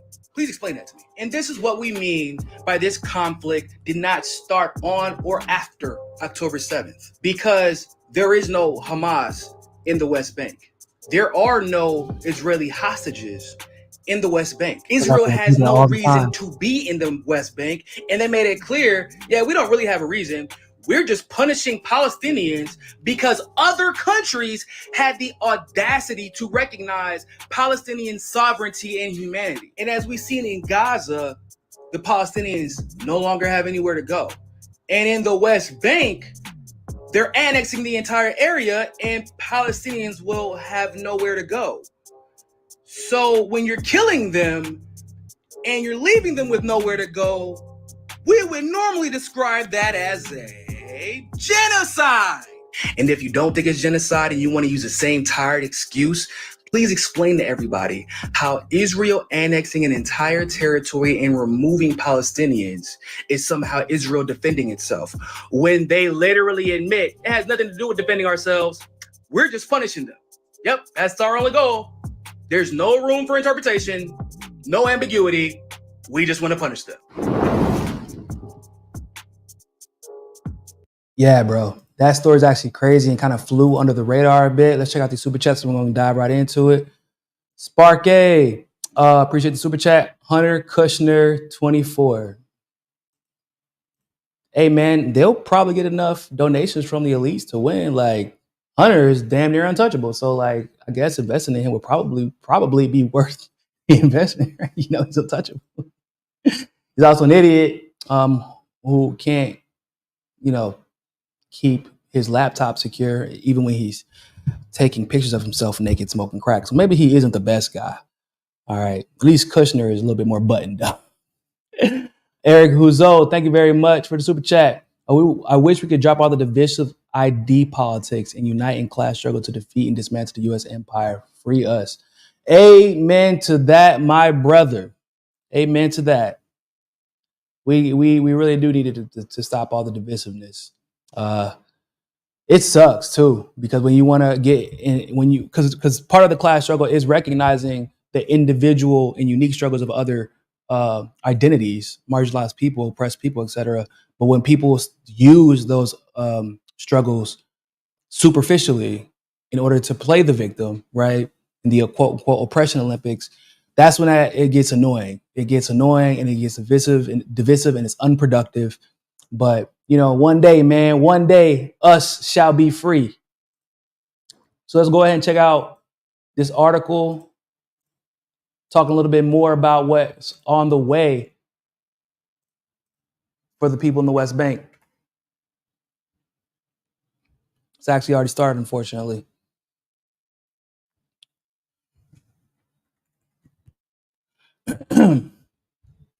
As violence and ethnic cleansing surges throughout the occupied West Bank, The Israeli NGO Peace Now says Tel Aviv has approved the largest illegal settlement expansion in over 3 decades. Israel's Supreme Planning Council will also review plans to advance the construction of more than 6,000 housing units across the West Bank in Jewish-only colonies. This comes as far-right finance minister Bezalel Smotrich, who holds a key position in defense ministry, acting as the West Bank's de facto governor, is moving forward with plans to fully annex the occupied territory. Now, once again, for those people who don't seem to understand what genocide means, for those who swear to God they don't want to actually exterminate the Palestinian people, they don't want them completely removed from their land, that's just, hyperbole, that's anti-Semitic. Do y'all know what annex mean? And do y'all know what the word fully means? Because if all of the West Bank is fully annexed, where exactly are the Palestinians supposed to go? Out of curiosity. To Israel? No, obviously not. They have nowhere to go. Like that's what a genocide is. You take everything and then you kill the people who won't leave. That is what a genocide is. And then there's also the fact that what does the West Bank have to do with October 7th? Not a damn thing. This is what they're doing right now. Their plans for the West Bank. That is how you end up with an October 7th. That and also letting down your guard and basically ignoring all the signs that October 7th is going to happen. But that's a different conversation for a different day. According to a copy of the order acquired by the Associated Press, Israeli authorities have greenlit the seizure of about 5 square miles of land in the Jordan Valley. This latest land grab follows a seizure of roughly 4 square miles of the West Bank in February and March of this year. Peace Now explains this latest seizure is the largest single appropriation approved since the 1993 Oslo Accords, adding that 2024 has been by far the peak year for organized Israeli theft of Palestinian land originally intended anyway, for a 2-state solution. This Jordan Valley settlement expansion connects illegal colonies along critical corridor bordering Jordan. Monitors say this reflects an effort to preclude the establishment of a contiguous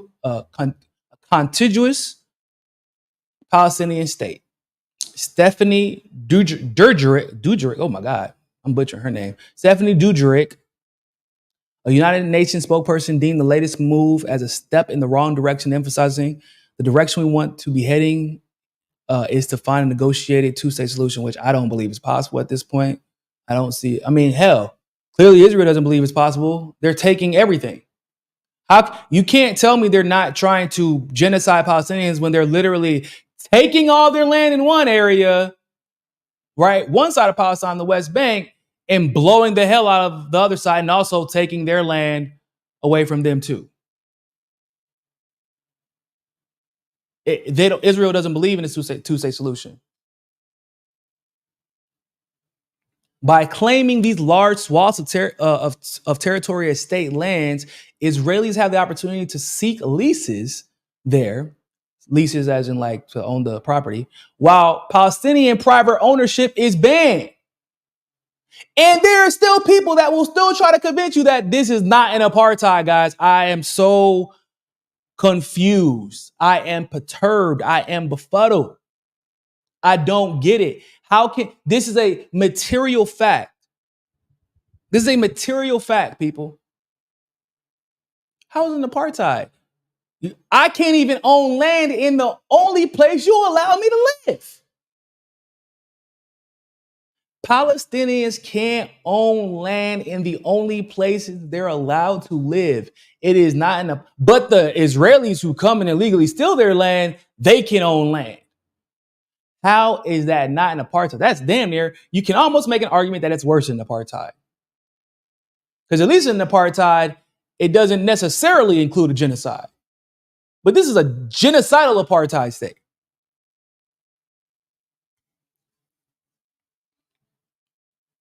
Isn't that crazy? Israel maintains in excess of 100 exclusive colonies throughout the West Bank, which have been built into small towns and suburbs. Additionally, Haaretz reports the agenda published Wednesday includes plans to discuss in the coming days the construction of 6,016 housing units in many West Bank settlements. Smotrich boasted last week that security cabinet rubber-stamped measures such as the construction of thousands of settler homes and the legalization of 5 illegal outposts to fight against the recognition of a Palestinian state. Bro, they are making themselves very, very, very, very clear. They didn't even, you know that lie they like to push, y'all? What do they like to say on whenever people challenge them about the genocide? They say Israel has the right to defend itself. Yeah, they've moved past that. They don't even care anymore. They're not even pretending. They said, we're doing this to fight against the recognition of a Palestinian state. Smotrich is explicitly punishing the Palestinian people in retaliation for the decision made by several European governments, including Ireland, Norway, Spain, and Slovenia, to recognize a Palestinian state. He also said the measures were motivated by the announcement that the International Criminal Court's chief prosecutor is seeking arrest warrants to put Prime Minister Benjamin Netanyahu and Defense Minister Yoav Gallant on trial for war crimes committed in the Gaza Strip. So they are about to annex the entirety, people, the entirety of the West Bank. That's what they said. Not because it's somehow going to defend Israel. It obviously doesn't have anything to do with Hamas at all whatsoever. Okay. It doesn't have anything to do with the hostages. In fact, I would probably make an argument this is making your hostage situation a little bit worse. But because they don't want anyone to recognize the Palestinian state, and they don't want a Palestinian state,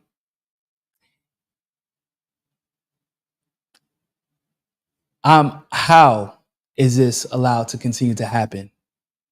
I don't like. West Bank is over here. Gaza is over here.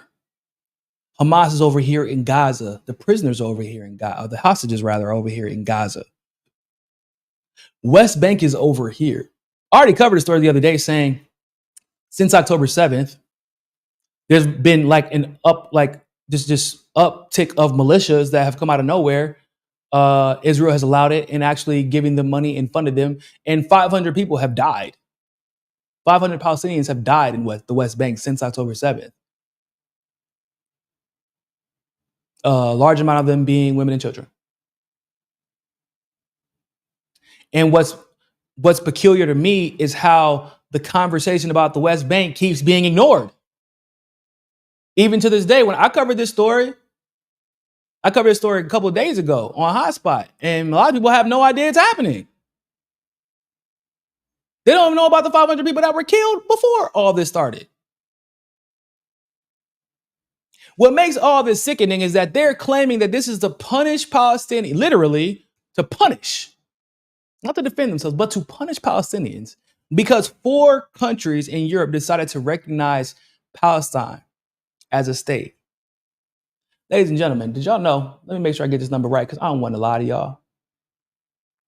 145 nations out of the 193 that belong to the UN already recognize Palestine as a state, independent of Israel. I'm going to repeat that. 145 countries out of 193 already recognize Palestine as a state, independent of Israel. But because 4 random European countries decided also that they will officially recognize Palestine as an independent state, Israel retaliates by making sure that there is no Palestinian territory that anyone can call a state. as they literally tell you to your face and defend themselves in court and defend themselves in the media saying that they're not committing a genocide and still playing the victim.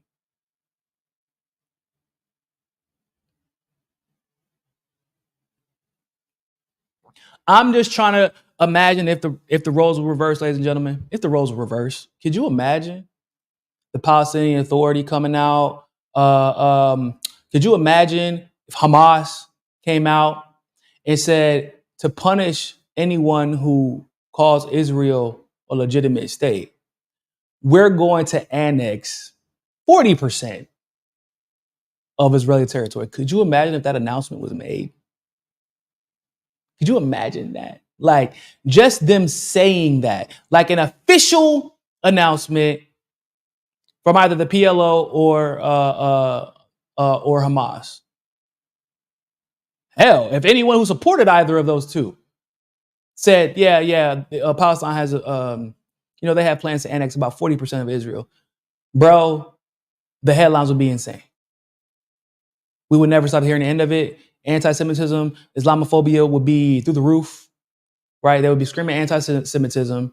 Everyone will be attacking Muslims. They're already doing it. They're already trying to gaslight the world to believing like Muslims want to run away to these European countries. No, they don't. That's, where else am I going to live? You keep bombing my fucking home. I don't know where else you want me to go. I got to go to a place where I know I'm not going to be bombed. That's the only chance I got. But hey. But Israel has a right to defend itself. Is this included in that right to defend itself? Because we're going to talk a little bit in a second about this, a couple of parts about Roger Waters and Piers Morgan's interview. And I just find it interesting, the convenient facts that Piers likes to focus on versus what he chooses to ignore. Right? Like he doesn't, I mean, I heard him talking to George Galloway the other day. He don't mention what happened in the West Bank. He'll bring up stuff like, oh man, but you don't feel bad about what happened to those people at the music festival? Yeah, but also the thousands and thousands and thousands and thousands of kids who died? Yeah, that's kind of like a priority. Like if you want to do the basically, Piers is playing that game where Israeli Jewish lives have more value. That's effective. Anytime somebody brings up the because it isn't just, once again, we don't talk about the lives that just happened after October 7th or on October 7th. We talk about the lives that were lost before. And there's no comparison. Hundreds of lives lost every year before. Hundreds of Palestinian lives lost. Thousands of Palestinians hostages before October 7th, which is how October 7th happened. And they're like, but what about those people that died? They were just there to enjoy music. Bro, what about those kids that be dying? They're just there to live. They weren't even trying to enjoy life. They were just trying to live their lives before October 7th happened. And you don't seem to have that same empathy and sympathy. That empathy and sympathy that you would have that could help you understand how people could get to a point where October 7th feels like that is the only option they have left to go get their people back and to let Israel know that they will not be bullied anymore. That they would rather choose to put themselves in danger than to allow Israel to continue in the direction that they've been going, which is complete extermination of the Palestinian people. Spark A, thank you very much for the super chat. Israel has a right to defend itself. An apple a day keeps a doctor away. Israel has a right to defend itself. An apple a day keeps a doctor away. Sounds like an old advertising trick.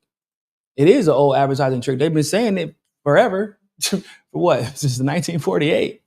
It is an old advertising trick. Like, bro, Israel literally bombs Lebanon. Hezbollah responds like, oh my God, why did you shoot a bomb at us? I can't believe you. That's so rude. You see why we had to attack you guys last week? Because we knew y'all were going to do this. I'm not joking. That's really what happened. They've been attacking Lebanon for a while now. But Israel actually attacked Lebanon like right around the end of October. Well, they've been attacking Lebanon, but Lebanon, Syria, but specifically Lebanon, Hezbollah retaliated because that's what you do when you get attacked. And Israel's like, I can't believe you guys retaliated. Do you see why we have to go to war now, everybody? Because how dare they have the audacity to respond to our attacks? They're supposed to just let us destroy them. Duh. But this is all a strategic move for them to achieve their goal of having a greater Israel. Lebanon is standing in their way. Syria is standing in their way. Parts of Egypt is standing in their way. Parts of Iran is standing in their way. Like, they're going to say whatever they have to and come up with whatever excuse they need to attain this greater Israel. And just from Netanyahu's personal perspective, he's going to say whatever he got to stay in power. He's going to go to war with whoever he has to stay in power because Israel has already set a precedent. If you were in the middle of a conflict, a military conflict, you can postpone elections. They already did it. It wasn't a presidential election, but they had to postpone local elections within the last year or so. That's been a thing. Since the existence of Israel, when they have major conflicts, postponing elections is on the table. So now, Netanyahu, do y'all understand? This man is like supreme leader. He's in supreme leader position. In other words, he is putting himself and positioning himself in a way that he can never be removed because Israel is in perpetual conflict with either Palestinians, Hezbollah in Lebanon, Syria, or obviously Iran.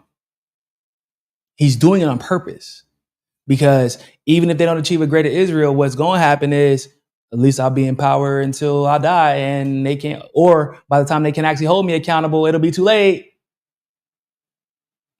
That's what his plan is. Clearly that's what his plan is because strategically he's not making any sense. You can't beat Iran, but that's okay. He gonna find out the hard way. He is going to find out the hard way. Let's check out a little bit of this interview between Roger Waters and Piers Morgan because it was kind of hilarious. I'm not gonna lie to you. Roger was not. We're not gonna look at all of it, but we're gonna check out some of it.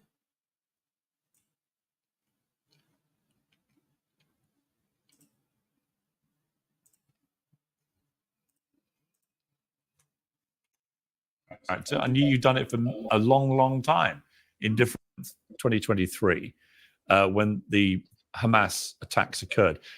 George Galloway was here last week and he described them as terror attacks. Do you agree with that? I'm not going to have this conversation. That's kind of mischaracterizing what George said, but okay. So y'all already see what kind of conversation this has been. So it's the framing for me. It's the framing. Oh, the Hamas attacks, the terrorist attacks, because innocent people were killed. That's weird. Okay, so what about what's happening in West Bank? Like I just said, Pierce has nothing to say about that.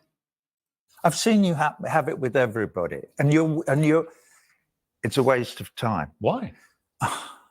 Because you always reach the same conclusions, and you always waste 10 or 12 minutes. Let's waste 1 minute. All I ever ask people is, do you condemn what Hamas did? I condemn the killing of civilians, always. Why is that the first question, though? Why is that more important to you to condemn what Hamas did rather than condemn what Israel has been doing? And why don't you feel as strongly about what Israel has been doing as you do the need to ask people, do you condemn what Hamas did? No, people don't like when civilians get killed. That's why we told y'all to check Israel a long time ago.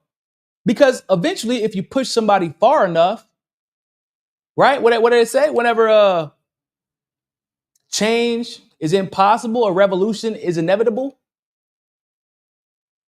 Well, Israel made change impossible. When peaceful change is impossible, a violent revolution is inevitable. Yeah, this is where we're at. Whoever does it, wherever it is, I condemn war crimes If Hamas committed war crimes on October the 7th, I condemn it.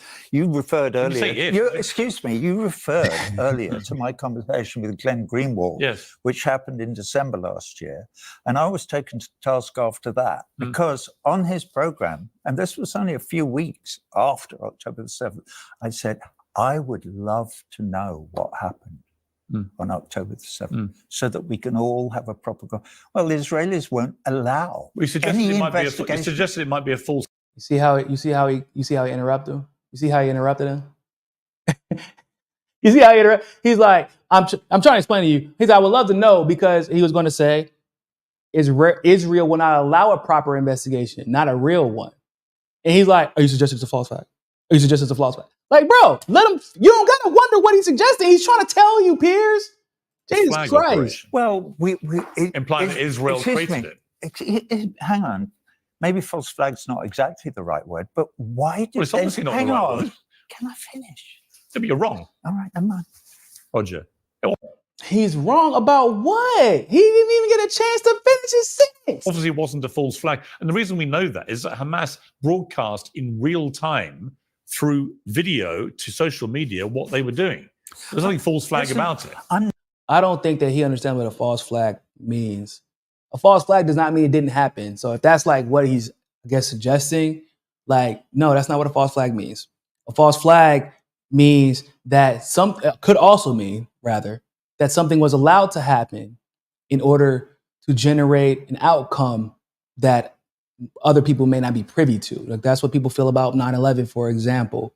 Like, the goal was to earn back all that money that collapsed from, Building 7. The goal was to give us a reason to get galvanized behind our military going into Afghanistan, Iraq, being perpetually stationed in the Middle East. Like, that is what a quote unquote false flag is, as in something that was allowed to happen or encouraged to happen, because a false flag almost doesn't even work really if lives are not lost. That's what a false flag is. Piers doesn't even know what he's asking. Jesus Christ. I'm not saying that part of the Palestinian resistance movement didn't cross that wire fence into what's called 2,000 of them hang did. on, or 2,000, however many, it doesn't really matter how many it was. I'm not saying they didn't do that. I'm not saying that didn't happen at all. What I'm saying is, there's all this talk about, does Israel have a right to defend itself? Why didn't Israel defend itself that morning? Say it again for one time, for the one time. In his program, and this was only a few weeks after October the 7th, I said, I would love to know what happened on October the 7th, so that we can all have a proper. Well, the Israelis won't allow. We suggested any it might be investigation. you suggested it might be a false flag operation. Well, implying that Israel created it. Hang on, maybe false flag's not exactly the right word, but why did Well, it's obviously not the right word. Can I finish? But you're wrong, All right, I'm on. Roger. Obviously, it wasn't a false flag. And the reason we know that is that Hamas broadcast in real time through video to social media what they were doing. There's nothing false flag about it. I'm not saying that part of the Palestinian resistance movement didn't cross that wire fence into what's called 2,000 of them hang did. on, or 2,000, however many, it doesn't really matter how many it was. I'm not saying they didn't do that. I'm not saying that didn't happen at all. What I'm saying is, there's all this talk about, does Israel have a right to defend itself? Why didn't Israel defend itself that morning? Boy, that's a bar right there. There's all that talk about Israel defending itself. Why didn't they defend themselves that morning? In case you don't know, I covered this a long time ago. Israel knew the attack was coming, at least months in advance. There's plenty of indicators in communique that show that Israel knew that this particular attack was coming on this specific day. I mean, including their own stock market and ours, but definitely their own stock market as well. Like, there is a lot of evidence that suggests that Israel knew and did nothing about it. Not unlike what happened with 9/11, right? A lot of people suggest that the U.S. knew what was going to happen, which is why George W. ended up somehow in Florida that day, reading a book upside down, which is also weird, to a bunch of kids. So, yeah, if they got it right, if they believe in, defending themselves and that's such a big deal for them, why the hell didn't they? Why did they wait 7 hours before they started machine Well, it was a gunning catastrophic everyone? failure of defense and security. And this is the most efficient security. Yeah, it's catastrophic. Organisation. That's why when this is over, All right, Netanyahu's you done. don't want to have that conversation, neither do I, but wouldn't it be I just great? answered you what I think Hang happened. on, wouldn't it be great to have that conversation at some? And wouldn't it be great if we could have an actual real investigation beyond the very good Al Jazeera documentary that we all saw that came out and all the great work that the Grey Zone and Electronic Intifada people did in debunking all the filthy, disgusting lies that the Israelis told after October the 7th. Like what? About burning babies. I know he did not just say like what. And women being raped, which were all completely... Actually, women were raped. No, they weren't. Yes, they were. Well, there's no evidence. It's been established by the You United can say Nations. anything that you want, but there's no evidence. Actually, there is extensive evidence. No, there is no evidence. There's no evidence. Even the UN, they were like, the only evidence they had that there was even idea of sexual assault committed. Like, they don't even have evidence legitimately of that. They said, we're just going off of digital photos and hearsay. But later on, remember, I did a whole video about this, about why, I don't know why the hell they even put this up at the top. It should have been something at the bottom that they put, because there was no solid evidence. There's no forensic evidence that suggested, even according to Israeli sources, there are no forensic evidence that support anyone was raped. But they even said, yeah, we don't really got enough physical evidence to suggest that this is exactly what happened, but based off of eyewitness accounts solely. I mean, but these are the same eyewitness accounts that witnessed beheaded babies and babies being cooked in the ovens, right? There is no evidence. That's been debunked. There's a New York Times, former New York Times journalist who got fired for pushing that theory because she got exposed as a liar. Peers? Like, this is, look, why are you not as dedicated? Because he acts like he's like objective and I'm here to learn. I'm here to just have a conversation. It doesn't have to be somebody's right and somebody's wrong. Then why are you not as eager to hear the truth about the other side as you are to defend the truth, which are in reality falsehoods, about the side that you initially took? No Sexual assault and rape. Well, there is. Okay, well, all right, now. Also, we know what Hamas broadcast on social media. Calm down. Roger. Calm down. Don't sink to his level. All right, I won't. What level? But stop shouting. Stop shouting back. Let him interrupt you as much as you want. Okay, all right. Sorry, that's what you were saying? Look, let's not prolong the discussion about whether you believe... That really be the demon in your head, though, when you're debating somebody. That really be like, yo, should I just cut this motherfucker off and start going crazy? I'd be having that conversation. I'm like, just let him talk. Just let him finish. Let him finish. Go ahead. Because you be ready to choke somebody out. Because this man's purposely obfuscating. He is not trying to hear anything I have to say. He's literally making things up as he goes along. He's like, no, there's proof. There's definitely evidence. Like, no, bro, the UN report came out and they even said, now, Israel won't let us investigate. And also, there's not really any forensic evidence. Sorry. Believe what happened on October the 7th, other than me just to simply ask you. Wouldn't it be nice to be able to look at all the evidence and come to a grown-up conclusion rather than just saying this happened or that happened or this didn't? Well, it's now been established that 1,200 people were killed, of whom 400 were military, which means 800 innocent people were killed. Over 250 were then kidnapped, including Holocaust survivors who were grandparents and babies. Do you accept that happened? Well, the people were kidnapped. Yeah. Absolutely. Do you accept that Holocaust survivors and babies were kidnapped? I don't know about that. Why Oh, yeah, I did. I saw one released. In the first set of release, there was somebody who was a Holocaust Why are you not survivor. curious to read about that, though? Well, I did. Huh? I did read about I it. mean, you made a big thing of reading. He's like, why are you not curious to read about it? He's like, oh, no, I feel like I actually I think I did see that. The Holocaust survivor, the babies, multiple babies being kidnapped, that's actually, I don't even know if that's actually been validated or confirmed. I know that's been an accusation, but they also said that multiple babies had their heads cut off, right? They also said that there are people kidnapped who were not kidnapped. They were never confirmed as being kidnapped. There are hostages that were supposedly dead that were not dead. So like this is a fact, but it's weird that he's just like, why aren't you excited to read about that? Won't you? He's like, bro, I just told you that as far as the Holocaust survivors go, yeah, I think I did see one, if I'm remembering correctly. He's like, it's just so weird. It's just like, is he doing this on purpose, guys? Or is Piers just an idiot? I'm genuinely curious. I'll read some of these super chats really quick. When Putin, Kim Jong-un, and Xi Jinping find out President Kamala is a woman of easy virtue, they'll pass her around like a dog in a biker. Yeah, I don't know why I want to ride a bike that everybody done rode. I don't know how I feel about that one. Eric Husso, Piers is worse than the tortoise and the hare. At least those two old English farts are funny. Every time someone says that Israel is our only friend in the Middle East, I can't help but think before Israel, we had no friends in the Middle East.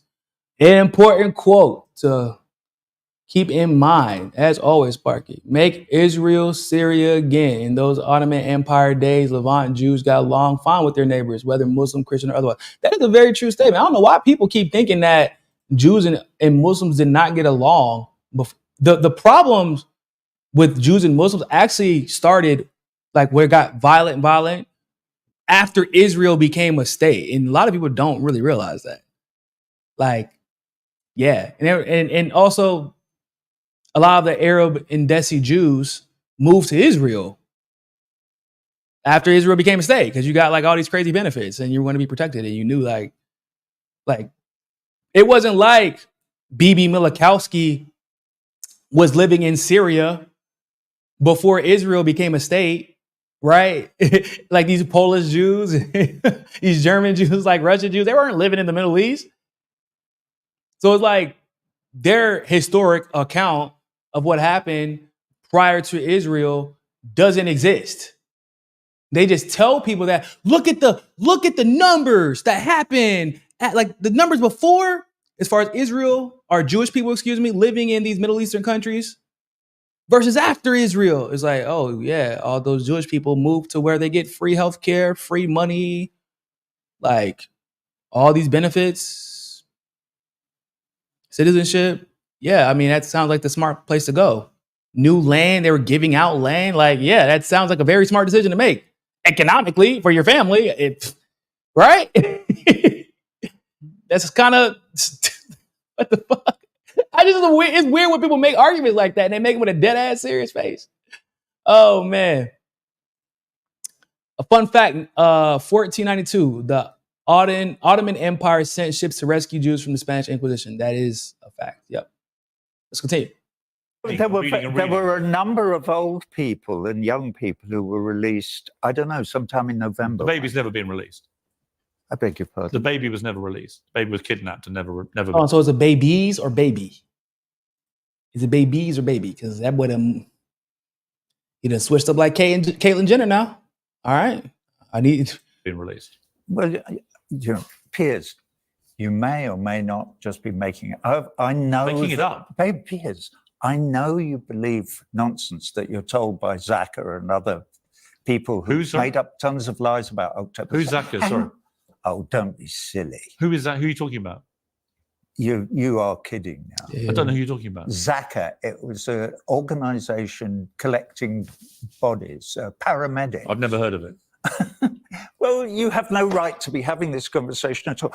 What you have to do now, Piers, is go and look through all the documentation that there is and all the video evidence that there is of those paramedic people lying about burned babies and rape and babies in ovens and all the atrocity stories that came out immediately. What about after, excuse me, I haven't finished. Immediately after October the 7th, that gave impetus to the idea somehow that to commit genocide on the people of Gaza would be a reasonable defense against all those atrocities, which is the story that you, among others, have tried to sell to your audience. No, I haven't. I just tried. Pitt, come on, bro.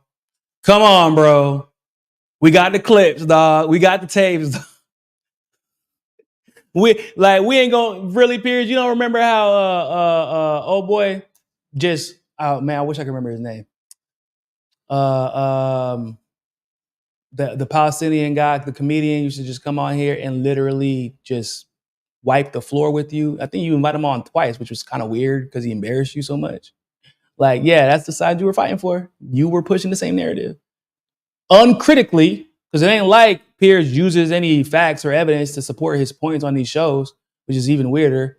They can get away with this. But like me and Nick said earlier, you know, you don't get paid to be smart. You don't get paid the big bucks to be smart and intelligent and factual.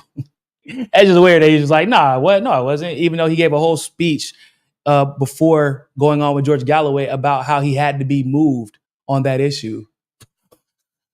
He don't remember his show from last week. Try to get to the I'm facts. sorry. I apologize for accusing. Do you believe? Well, hang on. You need to look up Zucker. Look it up. I'll look it up. And then maybe we could have another conversation. Because until you know that story, you know. You seem to have done extremely little reading about anything that happened to Israelis that day. There's literally nothing that indicates that. That's just a weird. If you go back and watch the rest of the interview, there's nothing that indicated that he doesn't know what happened. In fact, it sounds like he knows exactly what happened. But it's just like, that's what Piers does. And also, how did the focus get back? Why hasn't there been a question about what policy? For example, how do you feel about the fact that there were actually thousands of Palestinian hostages that were being held before October 7th? Has that influenced your opinion? Do you know about the fact they weren't charged? Like, give us a little bit of background information on that from what you know. Why didn't he ask about that? Right? Because he pretends to be like this objective and curious journalist trying to see both sides. Why are you putting in more inherent value on the lives of a few Israelis versus hundreds upon thousands of Palestinians? Why are you putting more inherent value on the lives of the oppressor rather than, or putting equal value even? If you even put equal value, that would be great, but you don't. You put more value on the lives of the oppressor than the hundreds of thousands of lives of the oppressed. And it's obvious. It's obvious, Piers. And I don't know, like I said, I don't know if he's doing it on purpose. I don't know if he's doing it on accident. I don't know if he's just an idiot. I kind of just want to know now, because it can't be no way you just this dumb. It's nonsense. That's it, guys. I've had Still long the British stereotype for me. conversations, not least with my friend Gideon Levy, who's a journalist in Israel who writes. But do you actually believe Israel had anything to do with what happened that day? Israel? You suggested it was a false flag. That would imply the Israeli government had something to do with it. No, he didn't. He actually didn't say that. Why does he keep saying that? I have no idea. Why didn't they respond, though? They've tended always. Do you believe is it logical that they would perpetrate that attack on their own people? I've no idea. No idea. They definitely attacked their own people. Yes, that is did. absolutely cast iron. All those piles of cars, they were destroyed by Apache missiles from helicopters. Hamas didn't have helicopters. Do you think Hamas killed anybody that day? Yeah. What? Bro, they did a military operation. Of course they killed people. Also, like, how did he? So you just made this huge claim about Israel killing their own people. He tells you, like, yeah, dog, like, we know for a fact they use Apache helicopters and they kill their own people. Israeli military officials have admitted not only using the Apache helicopters and killing Israelis, but they use artillery from tanks.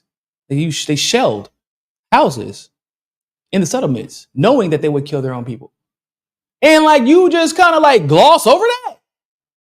How do you do that? You just answer the question. He always does that. Answer the question. And then a person answers the question because I don't know what answer he thought he was going to get out of him, but he answered the question. He's like, yeah, no, that's a fact. That actually happened. Like, oh, okay. What about Hamas? You think Hamas killed people? Yeah, it was a military operation. It's kind of was the point, actually. Unfortunately, that's the reality of it.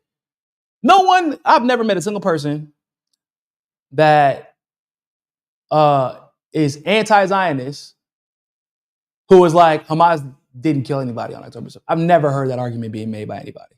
Of course I do. Yeah, and they probably kill civilians as well. Well, they acts of terrorism. No. To kill a civilian is a war crime. Act of terror? Well, to use the word terrorism is really dangerous and difficult, because you have to remember that people fighting on behalf of Palestine liberation have a legal and moral obligation. What's the word I'm trying to search for? Not just a right. They have obligation. No, they have a right to fight back against the oppressor. But they don't have a right to commit war crimes. If somebody invades your country, kicks all your people out of their homes, steals everything, and is stealing all your land and occupies all your land for 75 years, you have an absolute right to armed resistance. But not to commit war crimes. That invasion. But not to commit war crimes. No, not to commit war crimes, to arm. Oh, if war crimes are so important, why are you not asking about the war crimes that Israel has committed and they are actively committing? Like right now, like I just told you, they're about to annex the entirety of the West Bank. 500 people in the West Bank have been killed that have nothing to do with Gaza, Hamas, or the hostages. We found out about this camp where they just torture Palestinians. The war crimes have been committed by Israel. That is, once again, how we arrived here. And you're like, yeah, but what about war crimes? Like, that's a war crime. That's a war crime. Are they acts of terror? So I just want to know, why are you asking about terrorism? Is there like maybe, I don't know, a skin color issue that you might have that is forcing you to decide that I'm going to ask about acts of terror from this group of people, but not about this group of people? Because that's what it's a religious thing, maybe, perhaps. It's this word that sometimes we throw around, bigotry, perhaps. I don't know. Because it's everything that anybody from Afghanistan and Iraq did to resist the United States were acts of terror. But when the U.S. went to those countries when they shouldn't have been, were killing innocent people, well documented. Whenever shout out to Julian Assange, whenever it got shown, and Chelsea Manning, of course, whenever it got shown that the U.S. was killing journalists, that wasn't it's not an act of terror. Those weren't acts of terror, peers. Whenever Israel targeted not only journalists covering their genocide since October 7th, but their families, that wasn't an act of terror, or at least it isn't worth posing the question whether or not those are acts of terror. And you can disagree, peers, but you don't even have the decency to pretend to do journalism, to ask that question. But the peers, it just didn't happen, right? It's almost as if there is another motivating factor determining, at least in peers' minds, when we should consider something an act of terror versus when we shouldn't even ask about it or talk about it or look at it. And I promise you, it ain't just the uniforms that are being worn. I promise you. Do you believe Hamas committed war crimes on October the 7th? Probably.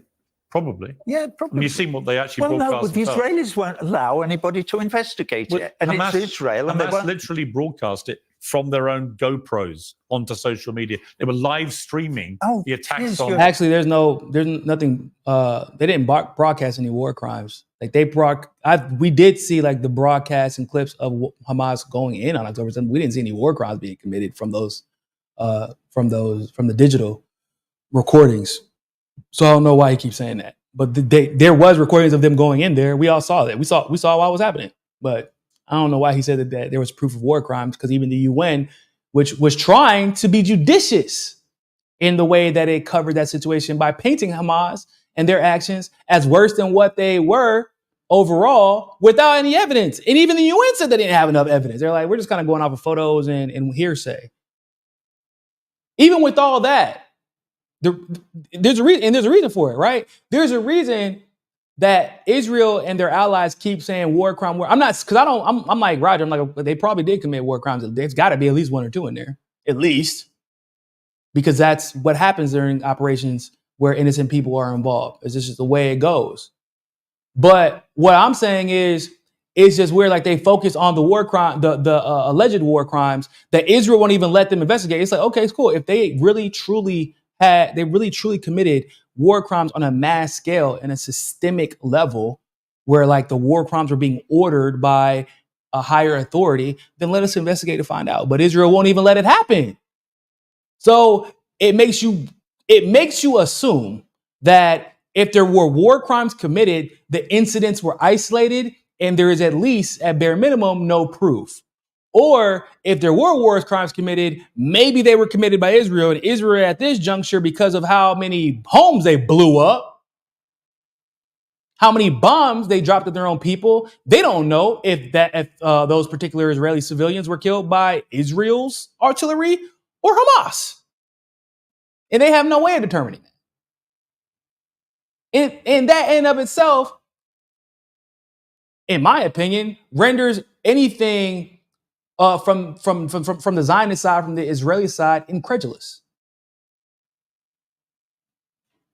I don't. Jewish people. We're wasting time. I'm not saying that some people from Hamas didn't fire their guns at people who were not armed. I'm sure they did. Okay. And I condemn it. I condemn that act. Okay. But it cannot be seen. Which, by the way, I condemn too. If anybody killed any innocent people, I would condemn it. And if I was a soldier who saw it, I would stop it. So and that's not even a controversial thing to say. And a lot of people actually say that.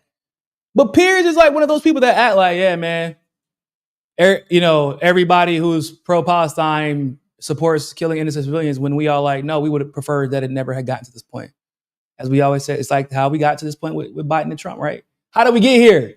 Stop complaining about the fact that we're here. We already know we're here. But the real question is, how did we let things get so bad that these are our two options? How could we have been asleep? How could we have been so naive? How could we have been so apathetic, so disengaged as a people to allow it to have gotten to this point?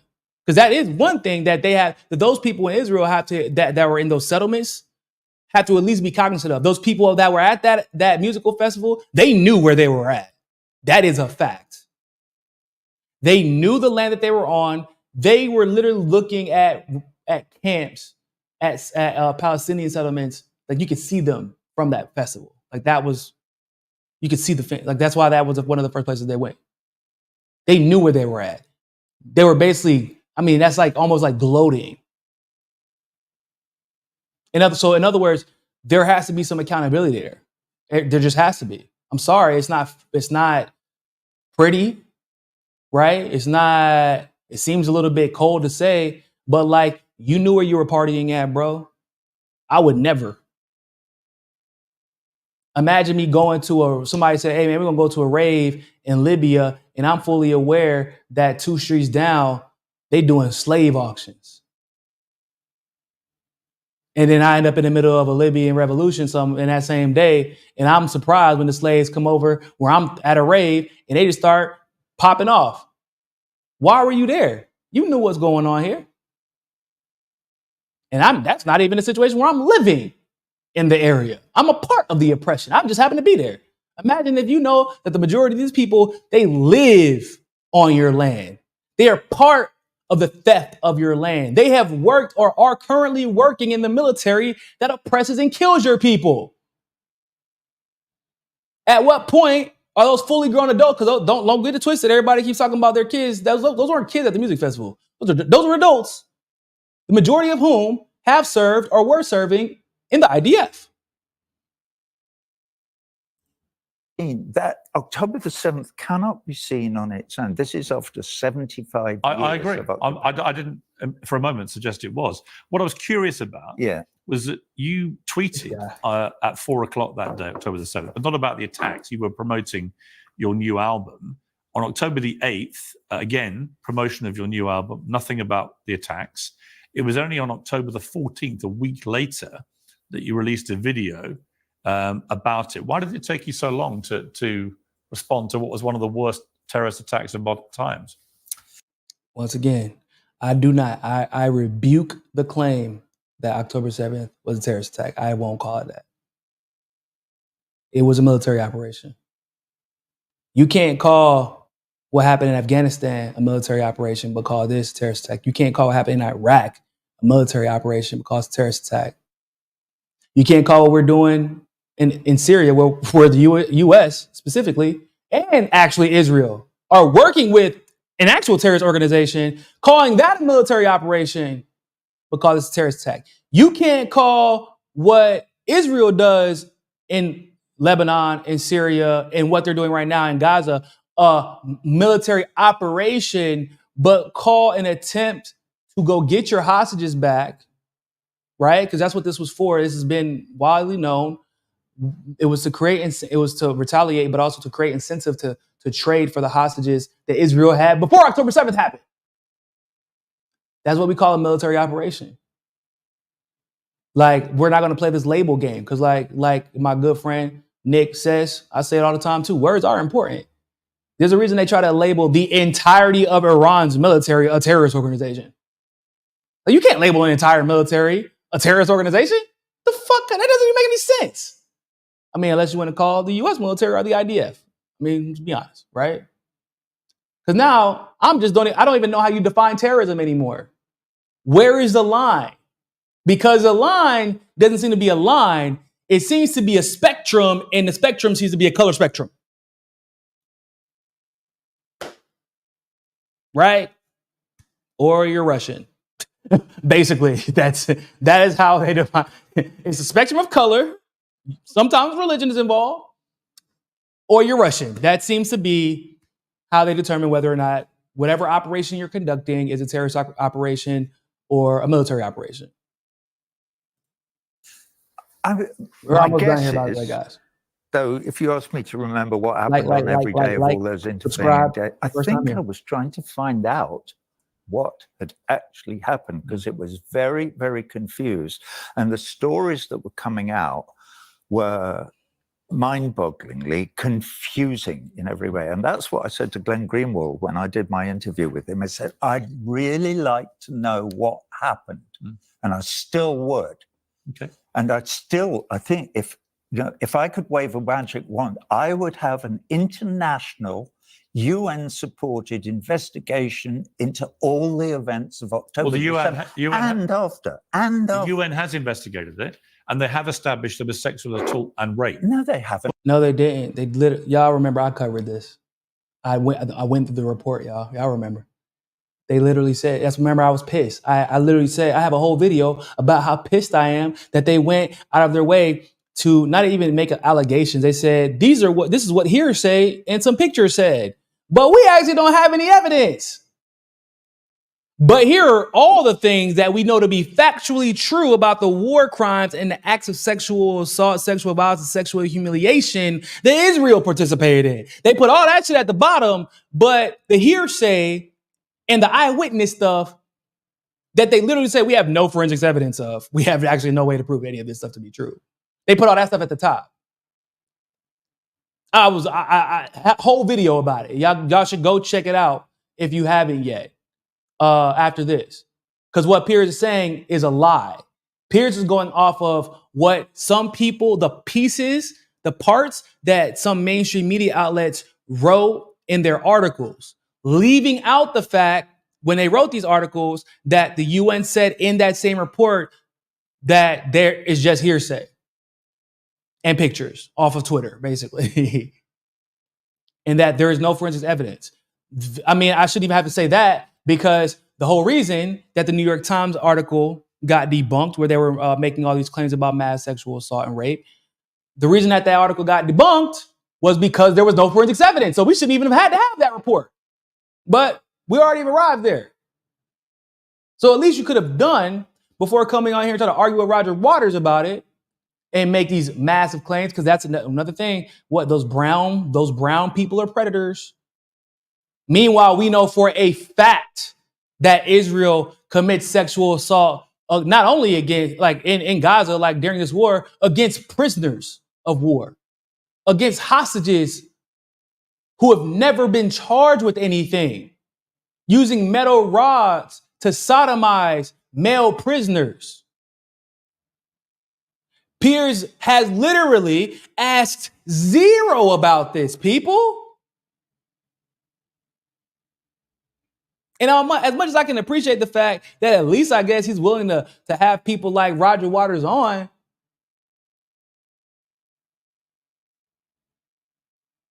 What the hell? You can't say, it breaks my brain. How can you act like you were so he acts like he's passionate about sexual assault. No, you're passionate about sexual assault if you think it's being committed by a black or brown person against a white person or a Jewish person in this particular case, or an Israeli in this particular case. You act like you're passionate about war crimes, but you're not. You're only passionate if you believe the war crime was committed by a black or brown person against a Jewish or Israeli person or a Zionist person in this particular case, civilians specifically. You act like you care if it's an act of terrorism, but you don't really care if it's an act of terrorism. What you care about is to know whether or not the military operation was committed by a black or brown person, or was it committed by one of the U.S. or Western Empire flunkies, like in this particular case, the IDF. You don't actually care about these issues that you are feigning empathy and sympathy about. You don't care about them. You don't. That's what's pissing me off. He acts like he's so passionate about it. But he isn't. Because I mean, like, let's keep it a band, right? If like you were really that passionate about any of this shit, then it wouldn't have taken until after October 7th for you to invite on Bassem Youssef, Roger Waters, George Galloway, people who speak on behalf of the Palestinian movement. You would have been talking about this stuff before October 7th. But we have the videos of what Israel is doing to Palestinian prisoners, guys. It didn't come up in his conversation with George Galloway last week, not from his side. George had to bring it up, even after he was made aware of what happened. Notice how it hasn't come up again. The way that he asked the questions is never, how do you feel about the way Israel did da-da-da-da-da? It's, how do you not think Hamas did this? Do you not think Hamas did this? Do you think it's terrorism? Do you think it's this? It's the same old trope. That's what's so infuriating about the shit. That is what's so infuriating to me about, because you just know, like, every black or brown guy knows what it's like to be painted as or seen as just a predator because of the way you were born. Muslim men, by and large, I'm sure, understand what it's like to be viewed as a predator because of the religion they practice. Like, fucking Catholicism don't have a history of protecting its little rapey, boy, diddling Catholic priests. Literally notorious. Y'all talking about what Muhammad did, whatever, thousands of years ago or hundreds of years ago. Bro, y'all got Catholic priests doing that today. Now. Oi. This moment, this minute, some Catholic priest is getting away with sexually assaulting a child and getting moved to a different state, moved to a different country. But y'all worried about Muslims rather than the system, the institution of religion, and also the political institutions that work together to protect this version of Christianity. But y'all worried about Muslims? Come on, bro. Come on. Is it so is it really about that, guys? So is it really about sexual assault? Because where do all the pedophiles go to hide? If you got one of them cute little Jewish last names, where do they go to hide, guys? They don't go to Dubai. They don't go to Egypt. They don't go to Iraq. You know where they go to? They go to Israel. They go to Israel. Israel has the most sexual, like, predators per capita, or specifically pedophiles per capita, than any other country in the world. But I've read those reports. Well, you need to read more. That is not what they say. That is what they said. 364 civilians were killed. Many were wounded by Hamas at the Supernova Sukkot gathering, the open-air music festival.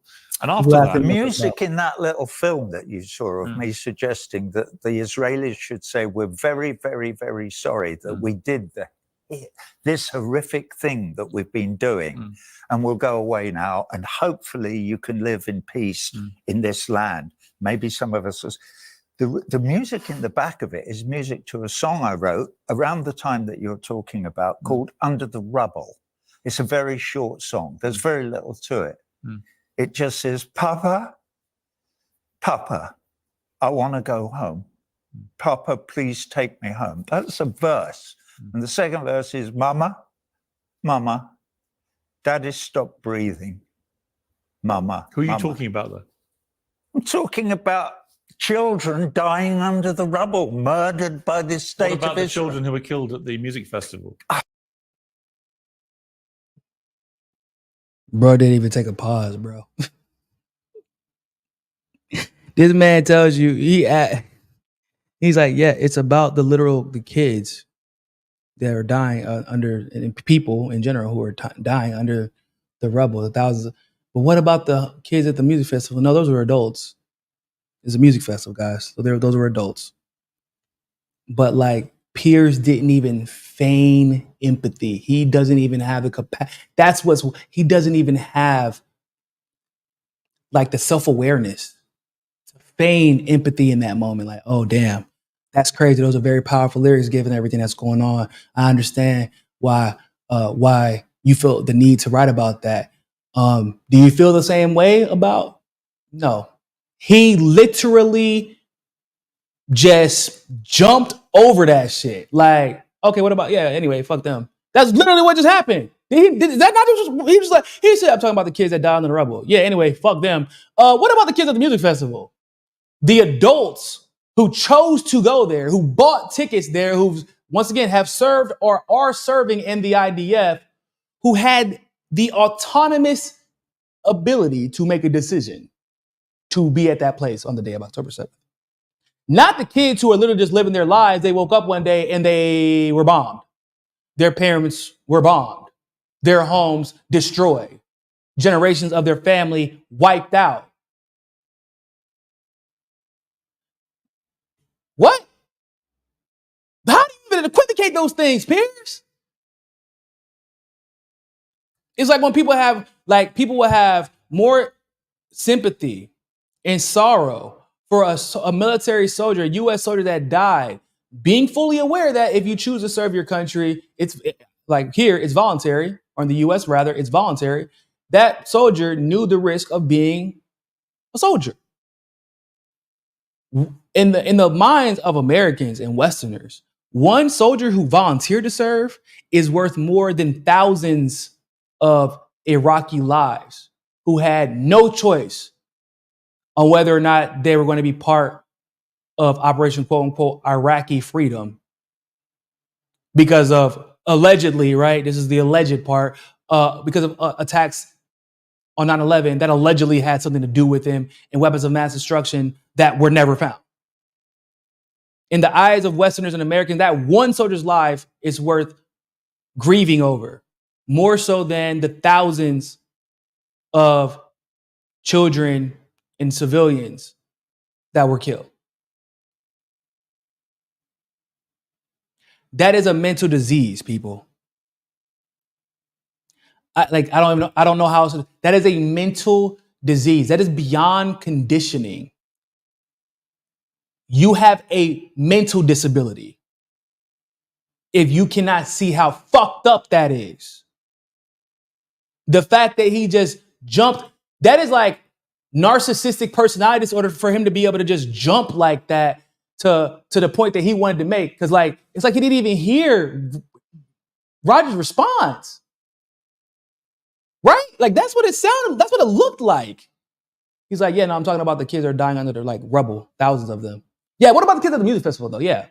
What? Bro, that's insane. I don't understand it, and I guess I'm stressed out about it because I don't understand what mind state, like what kind of human being you have to be, what experiences you've had or have not had that you can't even pretend to sympathize when you just heard that this man wrote a song about the thousands of kids that are stuck under the rubble. Like, you didn't even pretend. Janice Anderson, thank you very much for the super chat.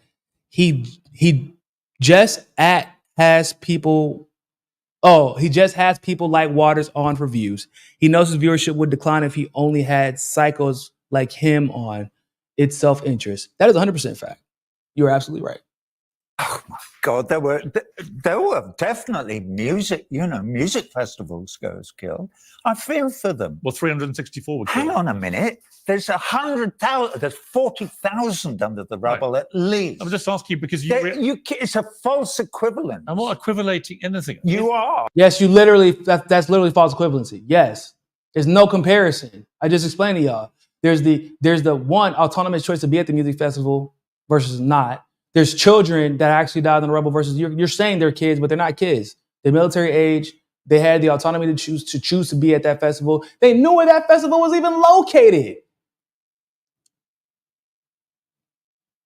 It was braggadocious, inconsiderate, insensitive to throw a music festival where you can literally witness the effects of apartheid across the goddamn fence, guys. The life of an apartheid nation across the fence. And you're like, yeah, man, rock on. Hope this Molly kick in soon. Here's why I've mentioned it.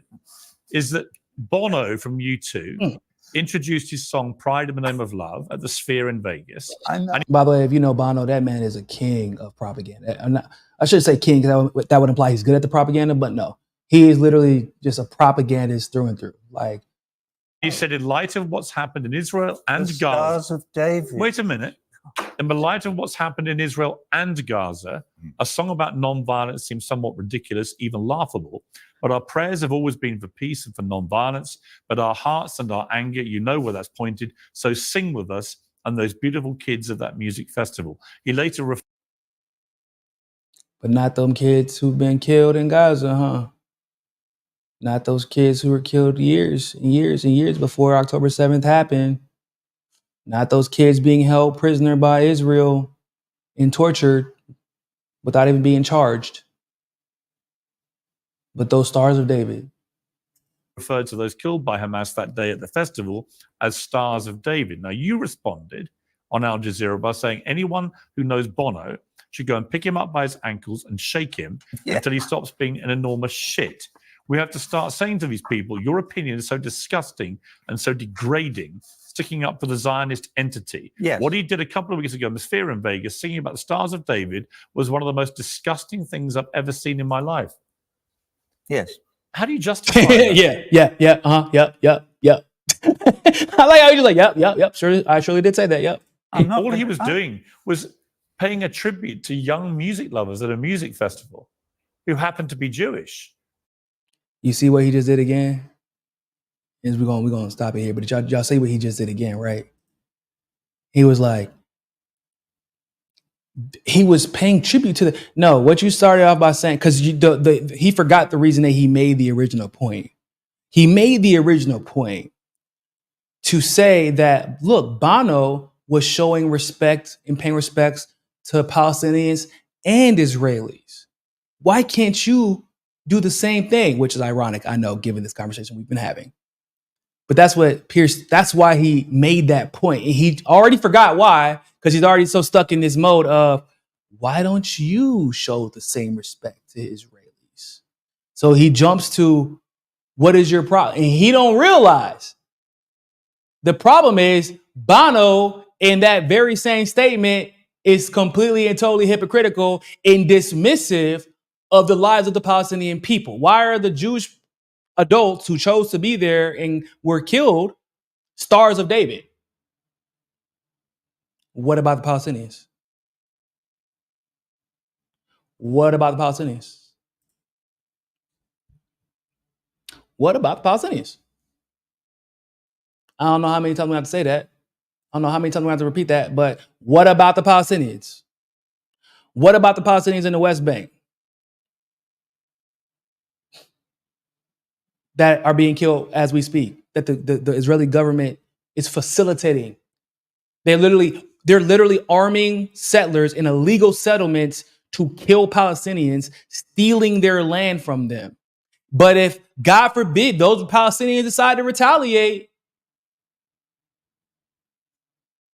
they're terrorists now.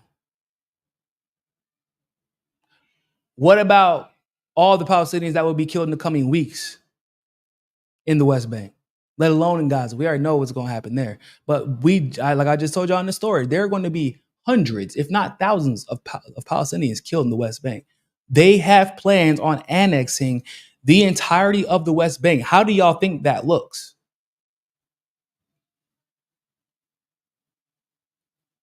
How do y'all think they get these lands?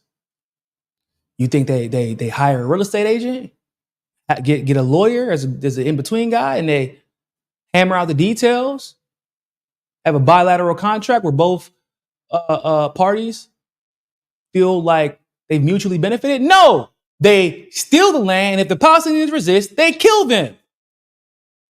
Or they throw them in jail. Are those Stars of David too?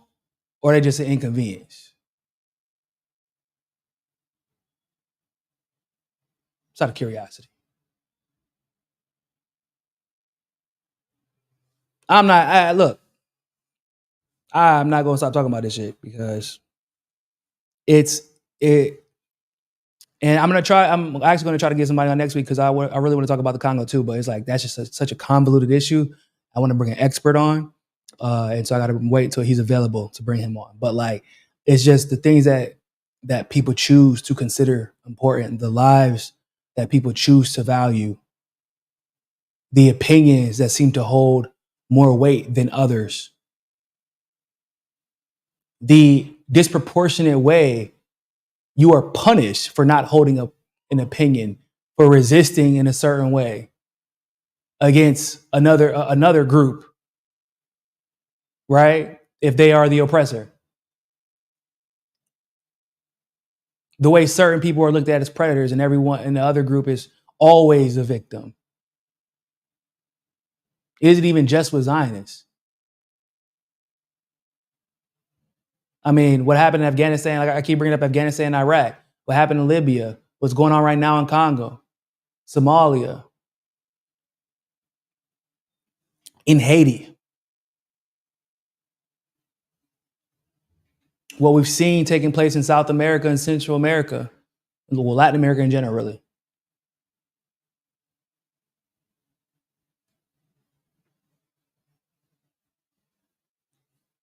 It is, I'm tired of the oppressed being villainized and dehumanized. But what I am more tired of is how people allow the oppressor to keep getting away with it. Instead of just straight up, and for us not acknowledging, not me, but just in general, for people to not acknowledge what the motivating factors are for why the oppressed are allowed to be villainized in that way. Because that's why it keeps being allowed to happen. We are literally be desensitized and conditioned to believe, like, yeah, we see what's happened to Congo, but that's just, that's this Africa, that's just Congo, that's how they are. No, it is not. In fact, you can make a very strong argument that those brown people, those black people in many of these countries that end up being the victims of perpetual violence from Western imperialist nations, the reason that they end up being victims is because they have inherently lived lives and have cultures that are unviolent. They don't know how to respond to the violence because they don't have any practice in engaging in it. They don't know how to be sociopaths because it's not part of their culture. You understand what I'm saying? And they get and then the oppressor and the sociopaths, the psychopaths, they would literally paint the people who are inherently unviolent, which is why they weren't prepared for you to begin with. They're like, yeah, man, those people are crazy. They're psycho. They're predators. They're super predators. They're terrorists. They're this, they're that. That's why we got to go in and kill them to save them. Bro. So that's why we are not going to stop focusing on this. We're not going to stop talking about this. We're not going to stop calling these people out for these shitty interviews because we got to show it. We got to show it, man. We got to keep a record. But when they try to come out later and be like, what are you talking about? I always held this position. I've always been super empathetic and woke. Oh, man. Anyway, y'all, thank you all so much for tuning into this live stream segment of For the People podcast. Make sure y'all like this video, like, share. Consider becoming a member to get exclusive content. Like I said, once we hit 20 members, we will have exclusive streams for both YouTube and for Rockfin Premium subscribers as well.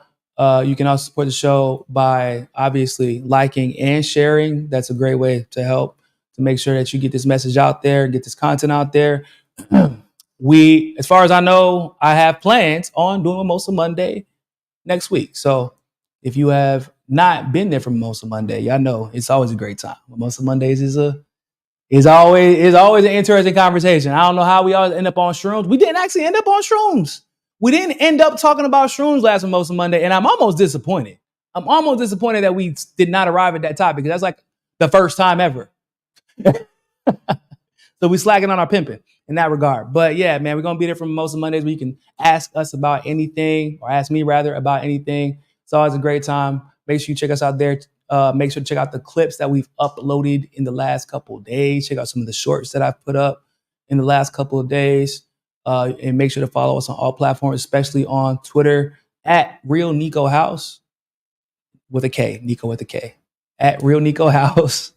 On Twitter and at Real Niko House on Instagram and TikTok as well. And follow us on Hotspot at Hotspot on Twitter. Other than that, ladies and gentlemen, thank you all so much for tuning into this live stream segment of For the People podcast. And always remember, more than anything else, find your balance. Peace.